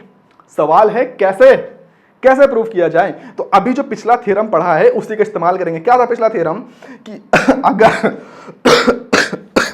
अगर कोड या फिर आर्क के द्वारा सेंटर पर कोई एंगल बना है तो हमेशा डबल होगा उस एंगल के जो कहीं और बना होगा किस सर्कल किसी पार्ट पे। यानी जो ये वाला एंगल है इसका डबल होगा, ये वाला एंगल इसका डबल होगा, क्योंकि दोनों ही एंगल ये जो है इसके डबल पे चल रहे हैं। तो दोनों एक दूसरे के, चल मैं करके दिखाता हूं वरना तो कंफ्यूज हो जाएगा। ठीक है, तो मैं लिख सकता हूं, देख POQ, ये POQ डबल होगा किसका, 2PAQ के, इसके डबल होगा। ऐसे ही फिर से POQ डबल होगा किसका, ये PCQ के, 2PCQ के। ये तो अभी हम थ्योरम पढ़ के आए हैं, क्योंकि ये दोनों ही एंगल POQ के इक्वल हैं। दोनों का अगर LHS इक्वल है तो इन दोनों को हम एक दूसरे के इक्वल रख सकते हैं। तो लिख सकता हूं मैं क्या, 2PAQ बराबर में PCQ के, 2 से 2 क्या होगा कैंसिल, तो PAQ किसके बराबर आ गया, PCQ के। बोल क्लियर है कि नहीं है, यही अपने को क्या करना था, प्रूफ करना था। ये वाली जो प्रॉपर्टीज है ना, इन्हें याद रखना, ये डायरेक्ट दूसरे तरीके के सवालों में इस्तेमाल होंगी। ठीक है, कि अगर सेम सेगमेंट में दो एंगल बन रहे, दोनों क्या होंगे, आपस में इक्वल होंगे। कैसे होंगे वो मैंने प्रूफ करा दिया है। ठीक है, अब बात करते हैं किसकी, अगले थ्योरम की। थ्योरम नंबर 11, यहां पर बोला गया है कि अगर कोई सेमी सर्कल है और अगर सेमी सर्कल के अंदर डायमीटर के द्वारा, आर्क के द्वारा कोई एंगल बनता है तो कितने का होगा, 90 डिग्री का होगा, परपेंडिकुलर होगा। यही हमें बताना है। अब कैसे, देखो ध्यान से देखो, ये क्या है, सर्कल का रेडियस, ये भी क्या भैया, सर्कल का रेडियस, ये भी क्या है भैया, सर्कल का रेडियस। तो देख यहां पे दो ट्राइंगल बनेंगे, अब ये भी रेडियस ये भी रेडियस, तो यानी ट्राइंगल की ये वाली साइड आपस में क्या होगी, इक्वल होगी। और अगर कोई ऐसा ट्राइंगल है जिसमें दोनों साइड्स क्या है, इक्वल हैं, आसपास की साइड्स, तो वो क्या कहलाता है, आइसोसेलेस ट्राइंगल कहलाता है। यानी मैं कह सकता हूं जो ये वाली साइड है, ये वाला एंगल आपस में क्या होगा, इक्वल होगा। सेम ऐसे यहां पर भी, अब ये वाला ट्राइंगल देख, ये दोनों ही क्या है, ट्राइंगल का रेडियस है, सर्कल का रेडियस है। तो ट्राइंगल की ये वाली साइड इक्वल, फिर से ये क्या बनेगा, आइसोसेलेस ट्राइंगल। और आइसोसेलेस ट्राइंगल में ये जो एंगल्स होते हैं आपस में क्या होते हैं, इक्वल होते हैं। यानी ये वाला एंगल किसके इक्वल हो जाएगा, इसके इक्वल हो जाएगा। तो पहले तो इतना करते हैं, इसे लिखते हैं। ठीक है, तो अब देख क्या होगा, मैं सबसे पहले लिखूंगा OCA, ये रहा OCA, यानी ये वाला एंगल किसके इक्वल है, ये किसके इक्वल है, OCA OAC के, OAC के। यानी जो ये वाला एंगल है ये इस वाले एंगल के इक्वल है। मैंने पहले यहां पे लिखा। अब दूसरे वाले ट्रायंगल में आ जा, दूसरे वाले ट्रायंगल में क्या होगा, OAD। तो OAD इक्वल है किसके, ODA के, ODA के। तो किसके इक्वल है, ODA के। तो ये बन गया क्वेश्चन नंबर 1, ये बन गया क्वेश्चन नंबर 2। कुछ नहीं करना, दोनों को ऐड कर देते हैं। तो जब दोनों को ऐड करेगा तो लेफ्ट वालों को लेफ्ट साइड ऐड कर दे, राइट वालों को राइट साइड ऐड कर दे। तो जब ऐड किया तो क्या हो गया, OCA प्लस में ODA, और यहां पर क्या हो जाएगा, एंगल OAC प्लस में एंगल OAD। अब ध्यान से देखो, ध्यान से यहां पर अगर इस वाले एंगल को मैं क्या मान लूं, A मान लूं, और इस वाले एंगल को मैं क्या मान लूं, B मान लूं अभी के लिए। तो यहां पर देखो जो तुमने अभी किया है, OCA असल में है क्या, ये OCA है क्या, इसे मैंने एंगल A मान लिया। तो इस पूरे OCA की जगह पे मैं क्या लिख सकता हूँ, A लिख सकता हूँ। अगर इस ODA को मैं B मान लूँ, तो इस ODA की जगह पे मैं क्या लिख सकता हूँ, B लिख सकता हूँ कि नहीं लिख सकता हूँ, लिख सकता हूँ। अब ध्यान से देखो, OAC और OAD, ये रहा OAC और ये रहा OAD, ये पूरा का पूरा जो पार्ट है किसके बराबर हो जाएगा, CAD के इक्वल। क्योंकि जब इस वाले हिस्से को जोड़ोगे तो किसके बराबर होगा, बोल, CAD के बराबर होगा कि नहीं होगा, होगा। तो इन दोनों को मिला करके मैंने क्या लिख दिया, एंगल CAD। ये लाइन याद रखना, अभी इसका इस्तेमाल करेंगे। तो A प्लस B किसके बराबर आ चुका है, एंगल CAD के। अब हम क्या करेंगे, ट्राइंगल की वो एंगल सम प्रॉपर्टी होती है उसका इस्तेमाल करेंगे कि ट्राइंगल के तीनों एंगल का सम किसके बराबर होता है, 180 डिग्री के बराबर। अब ये बड़ा वाला ट्राइंगल लेंगे, बड़ा वाला ट्राइंगल। तो जब मैं इसका और इसका सम करूंगा तो तीनों का सम किसके बराबर आना चाहिए, 180 डिग्री के बराबर आना चाहिए। तो मैं लिखूंगा ACD बोले तो ACD, ठीक है, प्लस CDA प्लस CAD, तीनों किसके बराबर होंगे, 180 डिग्री के बराबर। अब ACD, ये देख ACD, इसे मैंने क्या माना था, A, तो इसकी जगह पे लिख दिया A। और CDA वो क्या माना मैंने, B, तो इसकी जगह पे लिख दिया B। और बचा क्या है, CDA, ठीक है। और ये किसके इक्वल है, 180 के। तो यहां पर मैं इसकी जगह पे लिख दूंगा A, उसकी जगह पे लिख दूंगा B। तो A प्लस B, और यहां पर क्या बचा, एंगल CAD बराबर किसके है, 180 डिग्री के। और यहां ऊपर अभी हमने देखा था कि A प्लस B किसके बराबर आया था, एंगल CAD के। तो इस पूरे A प्लस B की जगह पर मैं क्या लिख सकता था, एंगल CAD लिख सकता था। तो angle CAD plus angle CAD, तो कितने CAD हो जाएंगे 2 CAD, तो यहां पर एंगल आ गए 2 CAD बराबर में 180। अब ये 2 यहां मल्टीप्लाई में है तो वहां चला जाएगा डिवाइड में, तो एंगल CAD की वैल्यू क्या हो जाएगी 180/2, और सॉल्व किया तो आंसर क्या आ जाएगा 90 डिग्री। और हमें यही प्रूफ करना था कि ये जो CAD जो एंगल बना है ये कितने का है 90 डिग्री का है। ठीक है भाई, मुझे पता है अब जाते जाते दिमाग में थोड़ा सा तुम्हारे वो खिचड़ी होने लग गया होगा सब, अरे यार कितने थ्योरम, बट याद तो करना पड़ेगा, प्रूफ तो करने पड़ेंगे भाई, ज्योमेट्री में प्रूफ ही तो आएंगे। अभी जब एंड ऑफ चैप्टर एक्सरसाइज करोगे, RD शर्मा करोगे, ML अग्रवाल करोगे, तो भाई यहां से प्रूफ वाले सवाल ही ज्यादा आएंगे, और वो तब कर पाओगे जब ये सारी थ्योरम्स तुम्हें आती होंगी, तुमने इसे खुद से प्रूफ किया होगा तो। ठीक है भाई, तो चलो अब बढ़ते हैं अगले थ्योरम की तरफ। अगला थ्योरम क्या है भाई, थ्योरम नंबर 12 बोला है a line segment joining 2 points subtends equal angle at 2 other points lying on the same side of the line containing the line segment, then the 4 points are on circle। देखो ये तुमसे कहना क्या चाह रहा है, कहना ये चाह रहा है भैया कि अगर एक सर्कल है उस पे एक लाइन है, ये कोड, ठीक है, ये कोड, ठीक है, यहां पर अगर ये ऐसे 2 एंगल बनाए, एक एंगल बनाए यहां पे और एक एंगल बनाए ऐसे कहीं यहां पे, ठीक है, और अगर ये दोनों एंगल्स आपस में इक्वल हैं, ये दोनों एंगल आपस में इक्वल हैं, तो यानी अगर मैं इसे मानूं एंगल ए, इसे मानूं एंगल बी, अगर एंगल ए इक्वल है किसके, एंगल बी के, तो ये जो चारों पॉइंट्स हैं इसे मैं नाम देता हूं P, Q, R, S, ये जो चारों पॉइंट्स हैं ये सर्कल के ऊपर ही लाई करेंगे। ये एक थ्योरम है, अब इसी को हमें क्या करना है, प्रूफ करके दिखाना है कि हाँ भैया सर्कल के ऊपर ही लाई करेंगे। अब सवाल ये है कि इसे प्रूफ किया कैसे जाए, तो जब थोड़ी सी दिक्कत होती है ना प्रूफ करने में, तो वहां पर हम यूज करते हैं कॉन्ट्राडिक्शन मेथड। कॉन्ट्राडिक्शन मेथड मतलब हम मान लेंगे कि भाई ये जो सर्कल है ना ये पॉइंट डी से नहीं पॉइंट ई से पास करने वाला है। हमने ऐसा मान लिया कि जो सर्कल है पॉइंट डी से नहीं, कहां से, पॉइंट ई से पास करने वाला है, ताकि गलत साबित हो जाए। हमें पता है ऐसा होगा नहीं, ठीक है, तो अब हम यहां पे करेंगे क्या, हम ये वही सारी बातें जो मैंने लिखी हैं, ठीक है। अब देखो हमें पता है कि यहां पे जो सेंटर पे जो एंगल बनेगा, फिलहाल हम वो वाली प्रॉपर्टी याद है ना कि सेंटर पे जो एंगल बनता है वो डबल होता है किसका, जो कहीं और किसी पार्ट पे बनता है, ठीक है। फिलहाल हम उसका यूज नहीं करते हैं, अभी ये वाली प्रॉपर्टी यूज करेंगे कि जब सेम सेगमेंट में जो एंगल बनेगा वो दोनों क्या होंगे, इक्वल होंगे। तो मैं कह सकता हूं ये जो ये वाला एंगल है ये किसके इक्वल होगा, फिर इसके इक्वल होगा, ठीक है। तो मैंने क्या लिखा, एंगल ACB इक्वल किसके हो जाएगा, एंगल AEB के, ठीक है। अब मैं ये भी तो लिखूंगा एंगल ACB, फिर से एंगल ACB इक्वल किसके होगा, इस वाले एंगल के ADB के, एंगल ADB के। अब ध्यान से देख, यहां भी ACB, यहां भी ACB, तो यानी मैं इन दोनों को क्या कर सकता हूं, एक दूसरे के इक्वल लिख सकता हूं। तो मैं लिख सकता हूं एंगल AEB इक्वल किसके, एंगल ADB के। और ऐसा तो भैया सिर्फ तभी पॉसिबल हो सकता है जब ये पॉइंट E और पॉइंट D एक दूसरे के ऊपर ही कोइंसाइड करें। तो हम कह सकते हैं ऐसा सिर्फ तभी पॉसिबल है जब पॉइंट E कहां पर मौजूद हो, D पर मौजूद हो, यानी कि जो सर्कल है इन्हीं 4 पॉइंट से होकर के जाने वाला है। तो जो मैंने समझाया है वही सारी बातें यहां पर लिखी गई हैं, ठीक है। अब चाहो तो तुम उसे अपने तरीके से यहां पर देख सकते हो। अब बढ़ते हैं भैया अगले थ्योरम की तरफ। तो भाई अगला थ्योरम क्या है अपना, अगला थ्योरम क्या है, the sum of the either pair of the opposite angle of the cyclic quadrilateral. अब देख भाई, अभी तक हमने क्या देखा था कि सर्कल के अंदर सिर्फ ट्रायंगल बंद होता था, बट सर्कल के अंदर क्वाड्रिलेटरल भी बंद हो सकता है। क्वाड्रिलेटरल बोले तो जिसकी 4 साइड्स होती हैं, जैसे कि स्क्वायर, रेक्टेंगल, ऐसा कुछ, ठीक है। तो जब सर्कल के अंदर एक ऐसा क्वाड्रिलेटरल बंद होता है और उसको सारे वर्टेक्स से सर्कल पास होता है, तो उसमें भी कुछ थ्योरम्स है, कुछ प्रॉपर्टी है। पहला थ्योरम क्या है कि जो क्वाड्रिलेटरल है ना, इसके जो अपोजिट एंगल्स है, ये जो पूरा अपोजिट एंगल है, इनका सम 180 डिग्री के इक्वल होना चाहिए। इसका सम, इस पूरे का सम किसके इक्वल होना चाहिए, 180 डिग्री के इक्वल होना चाहिए। अब हमें यही प्रूफ करना है। अब सवाल यह है भैया कैसे प्रूफ किया जाए, तो अपन क्या करेंगे, सबसे पहले इसमें करेंगे छोटा सा कंस्ट्रक्शन। तो अपन ने एक क्वाड्रिलेटरल बनाया, फिर उसके अराउंड एक सर्कल ड्रॉ करेंगे, फिर सेंटर से हर कोने पर एक ऐसे लाइन खींच देंगे, ठीक है। तो हमने क्या खींच दी, लाइन खींच दी। अब दिमाग चलाना है अपने को, कैसे प्रूफ कर सकते हैं, ध्यान से देख। अब इसमें बहुत सारे ट्रायंगल बन गए, एक ट्रायंगल ये बन गया, एक ट्रायंगल ये, एक ट्रायंगल ये, और एक ट्रायंगल ये बन गया, ठीक है।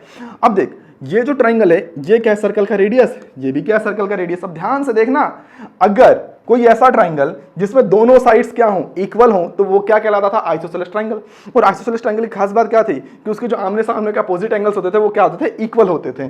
तो अगर अभी के लिए इन सारे एंगल्स को मैं एक नाम देता हूं, इस वाले को मानता हूं P, इसे मानता हूं V, इसे मानता हूं Q और इसे मानता हूं U। तब देख आइसोसेलेस ट्राइंगल की प्रॉपर्टी से अगर ये वाला एंगल V है तो बोल ये भी क्या होगा भैया, V ही होगा। ऐसे ही इस वाले में देख ये वाला, ये भी क्या है, अरे इसे लिख देता हूं ना मैं, हाँ ये क्या होगा, V होगा। अब इसमें भी देख ये भी तो आइसोसेलेस ट्राइंगल है, तो उस हिसाब से अगर ये वाला एंगल P है तो ये वाला एंगल भी क्या होगा भैया, P ही तो होगा।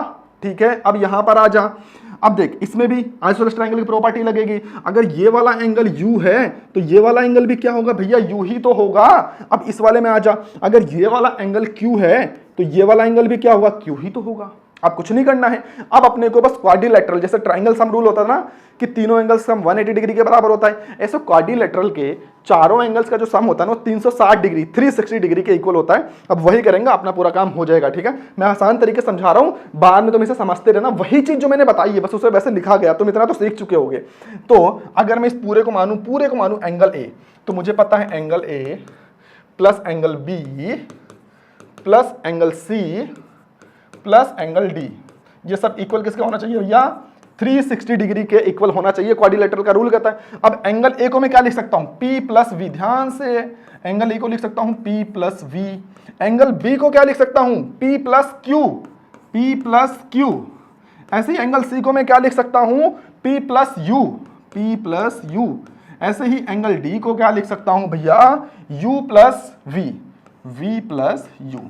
अब ध्यान से देखो, इसमें सारे डबल P 2 बार आ रहा है, V 2 बार आ रहा है, और Q एक ही बार आया क्या, नहीं यार Q भी 2 बार आया होगा फिर तो, हाँ Q भी 2 बार आएगा। ठीक है, और उसके बाद U भी 2 बार आएगा, तो सब 2 बार आ रहे हैं। 2P प्लस 2V, ऐसे ऐसे ऐसे ऐसे ऐसे 2V प्लस 2U प्लस क्या रहेगा 2Q। ठीक है, और बराबर किसके हो गया, ये 360 डिग्री के इक्वल हो गया। अब ध्यान से देखो, यहां से अगर मैं 2 कॉमन ले लूं तो क्या बचेगा, P plus Q plus V plus U equal to 360 degree. अब ध्यान से देखना, P प्लस Q क्या था, P प्लस Q क्या था, एंगल B। तो इस P प्लस Q को मैं क्या लिख सकता हूं, एंगल B लिख सकता हूं। और V प्लस U क्या था, V प्लस U था एंगल D, तो इसे मैं एंगल D लिख सकता हूं। इक्वल में था भैया 360 डिग्री। और देख यहाँ पर 2 मैंने कॉमन लिया था, तो ये पूरे का कॉमन में क्या चल रहा था, 2 चल रहा था। अब ये यहाँ मल्टीप्लाई में है तो वहां पे कहाँ जाएगा, डिवाइड में जाएगा। और जब डिवाइड में जाएगा तो होगा क्या, angle B plus angle D equal किसका जाएगा, 360/2 के। सॉल्व करोगे तो कितना आ जाएगा, 180। अब ध्यान से देखिए, जो B और D है ये क्या है, वर्टिकली अपोजिट, मतलब आमने सामने है। तो यही तो थ्योरम था कि क्वाड्रिलेटरल, साइक्लिक क्वाड्रिलेटरल के अंदर जो आमने सामने के एंगल है उसका सम किसके बराबर आना चाहिए, 180 डिग्री के इक्वल आना चाहिए।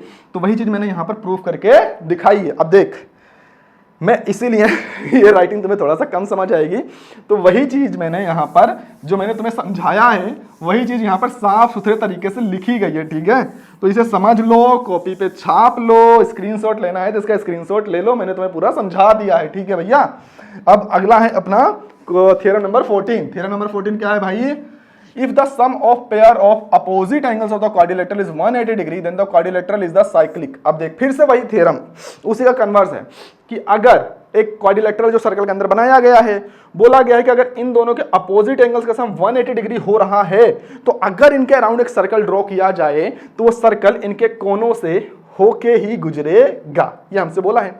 अब इसे कैसे साबित किया जाए, कॉन्ट्रडिक्शन मेथड यूज करते हैं ना यार। मैं लेट कर लेता हूं कि ये सर्कल डी से ना होके कहां से जाएगा, ई से होके जाएगा। ठीक है, तब मैं कुछ नहीं करूंगा, वही प्रॉपर्टी लगाऊंगा। अपोजिट एंगल्स इक्वल होता है तो मैं लिखूंगा एंगल बी, हाँ ऐसे ऐसे ऐसे, एंगल बी प्लस ये सामने आप ई है तो लिखूंगा एंगल ई इक्वल किसके होगा, 180 डिग्री के। फिर ऐसे लिखूंगा मैं angle B plus angle D must be equal to 180 degree. ठीक है, मैंने तो वही किया ना जो रूल है। ठीक है, अब दोनों 180 डिग्री के इक्वल है तो दोनों के दूसरे के इक्वल रख दूंगा मैं। तो angle B plus angle E equal किसके हो जाएगा, angle B plus angle D के। अब बी से बी कैंसल, तो बचा क्या यहाँ पे, angle E equal to angle D. और भैया एंगल ई और एंगल डी सिर्फ तभी इक्वल हो सकते हैं जब ये ई वाला पॉइंट लाई करे कहां पर, डी के ऊपर।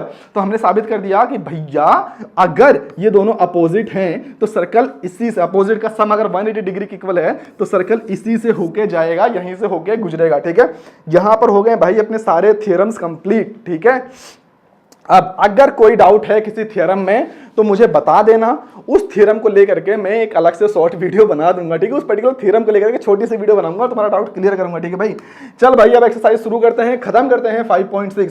तो 5.6 का सवाल क्या था, in a circle with centre O the central angle AOB is 60 degree if the radius of the circle is 12 centimetre, यानी जो सर्कल है रेडियस से कितना है 12 सेंटीमीटर दे रखा है। What is the length of the code, हमसे ये लेंथ पूछा है। देख भाई बहुत आसान सवाल है यार, देख कैसे कर सकते हैं। रेडियस दे रखा 12, अगर ऐसा ट्राइंगल जिसकी दोनों साइड्स क्या हों, इक्वल हों, तो वो कहलाता क्या है, आइसोसेलेस ट्राइंगल। क्या कहलाता है आइसोसेलेस ट्राइंगल। अब आइसोसेलेस ट्राइंगल की खास बात क्या होती है कि ये जो दोनों एंगल्स होते हैं आपस में क्या होते हैं, इक्वल होते हैं। दोनों एंगल्स क्या होते हैं, आपस में इक्वल होते हैं, यानी अगर ये वाला एंगल x है तो ये भी क्या होगा, x होगा। अब ट्राइंगल सम प्रॉपर्टी लगा, ट्राइंगल एंगल सम प्रॉपर्टी, तीनों एंगल्स का सम कितना हो सकता है, 180 हो सकता है। तो अगर मैं करूं x प्लस 60 बराबर 180, तो 2x प्लस 60 बराबर में कितना हो जाएगा 180, तो 2x बराबर कितना हो जाएगा 180 माइनस 60, तो 2x बराबर क्या हो जाएगा 180 माइनस 60 करूंगा तो कितना आ जाएगा भाई 120, और x बराबर कितना आ जाएगा 120/2, सॉल्व किया तो कितना आ गया 60 डिग्री। तो x की वैल्यू कितनी आ गई 60 डिग्री, यानी ये भी होगा 60 डिग्री और ये भी होगा 60 डिग्री। अब एक ऐसा ट्राइंगल जिसके सारे एंगल 60 डिग्री के हों वो कहलाता है इक्विलैटरल ट्राइंगल। क्या कहलाता है, इक्विलैटरल ट्राइंगल। और इक्विलैटरल ट्राइंगल की खास बात क्या होती है कि उसकी तीनों साइड्स क्या होती हैं, इक्वल होती हैं। यानी अगर ये 12 सेंटीमीटर है, ये 12 सेंटीमीटर है, तो बाबू भैया ये भी क्या होगा 12 सेंटीमीटर ही होगा। और हमसे यही तो पूछा था कि जो AB है उसकी लेंथ बताओ, तो AB कितना है 12 सेंटीमीटर। पूरा सॉल्यूशन मुझे पता है ये तुम्हें नहीं समझ आ रहा होगा, अब समझ आया मैं बार बार क्यों ऐसा टाइप करके रखता हूं ताकि तुम्हें समझ आए। ठीक है ना, तो यही चीज मैंने यहां पर पूरा ऐसे लिख रखा है। ठीक है, इसे देख लेना, समझ लेना। तो यहां पर ये हमारा आंसर आ गया। अगला क्वेश्चन क्या है भाई 5.6 का क्वेश्चन नंबर 2। यहां पर अपने को 3 सवाल दे रखे हैं, डायरेक्ट करते हैं। बोला गया है इज इट ट्रू AXB, ये रहा AXB, AYB then X and Y lie on the same side of the circle, is it true that AXB and AYB दोनों इक्वल हैं and Y lie on the same side of the circle। तो भाई इसका answer क्या हो जाएगा, no. यहाँ पर no, if X and Y lie on the same side of the circle then they lie on the same segment। देखो हाँ ये सही बोला है। ठीक है, अब जो थ्योरम था तुम थ्योरम याद करो। थ्योरम मैंने क्या बोला था कि अगर दो एंगल हैं वो सेम सेगमेंट में लाई करेंगे तो उनका एंगल क्या होगा, इक्वल होगा। वहां पर सेम सेगमेंट की बात करी गई थी, इसकी बात नहीं करी गई थी। ठीक है, तो इसका एंगल क्या हो जाएगा, नो ही हो जाएगा। अब यहाँ पे सेकंड में क्या बोला है भैया, सेकंड में बोला है नहीं, मैंने कुछ उल्टा पढ़ दिया। एक मिनट, मैंने सेकंड क्वेश्चन का आंसर तुम्हें बता दिया। एक मिनट, वही तो मैं कहूँ कुछ तो गलत हो रहा है। पहला क्वेश्चन ये है यार, are there points x y on the circle on the same side of AB such that AXB is different from the AYB। Phone आ रहा है, चलो देखता हूं, मैं पिक करता हूं। अब बोला है कि अगर ये दोनों एंगल सेम साइड पर हों तो क्या दोनों डिफरेंट हो सकते हैं, नहीं भाई डिफरेंट नहीं हो सकते। अगर सेम साइड पर हैं दोनों एंगल्स क्या होंगे, इक्वली होंगे, तो इसका आंसर होगा नो। अब बैठा ना सही, वो सवाल गलत पढ़ लिया था। अब दूसरे केस में क्या बोला है कि अगर ये दोनों इक्वल होंगे तो ये जरूरी है कि क्या हमेशा सेम साइड पर ही होंगे, ऐसा जरूरी हमेशा जरूरी नहीं है। एक केस ऐसा बैठता है भाई जहां पर दोनों अपोजिट एंगल होते हैं, एक्स और वाई दोनों इक्वल भी हो जाते हैं बट दोनों सेम साइड पर नहीं रहते हैं, तो ऐसा हमेशा के लिए हम नहीं कह सकते। तीसरा केस क्या बनता है भैया, इफ AXB यानी ये x और y जो दोनों एंगल है x and y do not lie on the same circle does the circle दो ABX and also pass through the y। अब देखो बोला है कि अगर ये दोनों इक्वल हैं और सर्कल इससे A से B से और X से पास कर रहा है तो क्या Y से पास करेगा, हाँ भाई बिल्कुल पास करेगा। पढ़ा था ना तुमने थ्योरम कि अगर ये दोनों एंगल्स आपस में इक्वल हैं तो जो सर्कल पास करेगा इन दोनों पॉइंट से होते हुए ही जाएगा। तो इसका आंसर क्या हो जाएगा, यस। ठीक है, ध्यान से पढ़ लेना, स्लाइड को कवर हो जाएगा। ठीक है भाई, थोड़ा सा जल्दी यार खत्म करते हैं, बहुत देर हो गई। अगला क्वेश्चन क्या है, find the x in the given figure. हमें यहाँ पे x की वैल्यू पता करनी, बहुत आसान सवाल है। अभी थ्योरम बताया था ना कि जो क्वाड्रिलेटरल होता है सर्कल के अंदर उसके जो अपोजिट एंगल से सम होता है क्या होता है, 180 होता है, तो इसका और इसका सम किसके बराबर हो जाएगा 180 के बराबर। तो 100 प्लस x बराबर किसके हो जाएगा 180 डिग्री। तो x बराबर क्या हो जाएगा 180 माइनस में 100, तो x की वैल्यू क्या आ जाएगी 80 डिग्री। तो ये x की वैल्यू क्या आ गई भाई 80 डिग्री। यहाँ पर ये पूरा सॉल्यूशन लिखा गया, तो ये पूरा छाप के आना पड़ेगा, ठीक है। तो यहाँ पर हम चैप्टर को करेंगे खत्म। अब मैं आज अभी एंड ऑफ चैप्टर एक्सरसाइज नहीं करा रहा हूँ, क्यों? क्योंकि लेक्चर ऑलरेडी बहुत ज्यादा लेंदी हो चुका है, मेरे ख्याल से 2 घंटे पार कर चुका है। अगर इससे भी ज्यादा मैं कराऊंगा तो मुझे पता है बहुत बच्चे बोर हो चुके होंगे। होता यह है कि जब तक आपका इंटरेस्ट होता है तब तक तो आपको चीजें समझ आती हैं, और जैसे ही आपने अपना इंटरेस्ट खो दिया तो वहां से चीजें थोड़ा सा बोरिंग लगने लग जाती हैं, तुम्हें वहां से चीजें समझ कम आती हैं, ठीक है। और मैथ्स वैसे भी थोड़ा सा, वैसे तो है बड़ा अच्छा सब्जेक्ट, मन से पढ़ा जाए तो क्या ही मजा आता है, बच्चा सब भूल जाता है, लेकिन थोड़ा सा बच्चों को, कुछ बच्चों को बोरिंग लगता है, ठीक है। कोई कहानी नहीं, कोई डायग्राम नहीं, कोई कुछ नहीं, बस फालतू की चीज चलती रहती है, ठीक है। तो एंड ऑफ चैप्टर वाली एक्सरसाइज जल्द ही आएगी, वो भी कराऊंगा। अब अगला चैप्टर आ रहा है भाई चैप्टर 6, और इसी के साथ मैथ्स के लगभग सारे चैप्टर कंप्लीट हो जाएंगे। अगर कुछ रहता है तो तुम बता देना, और गला तो मेरा जा चुका है, तुम्हें आवाज चेंज होती हुई नजर आ रही होगी।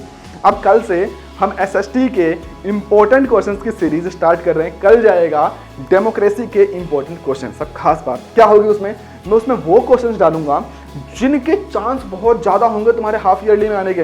यानी जिस बच्चे ने वो वीडियो देखी हाफ ईयरली में बहुत अच्छा स्कोर करेगा।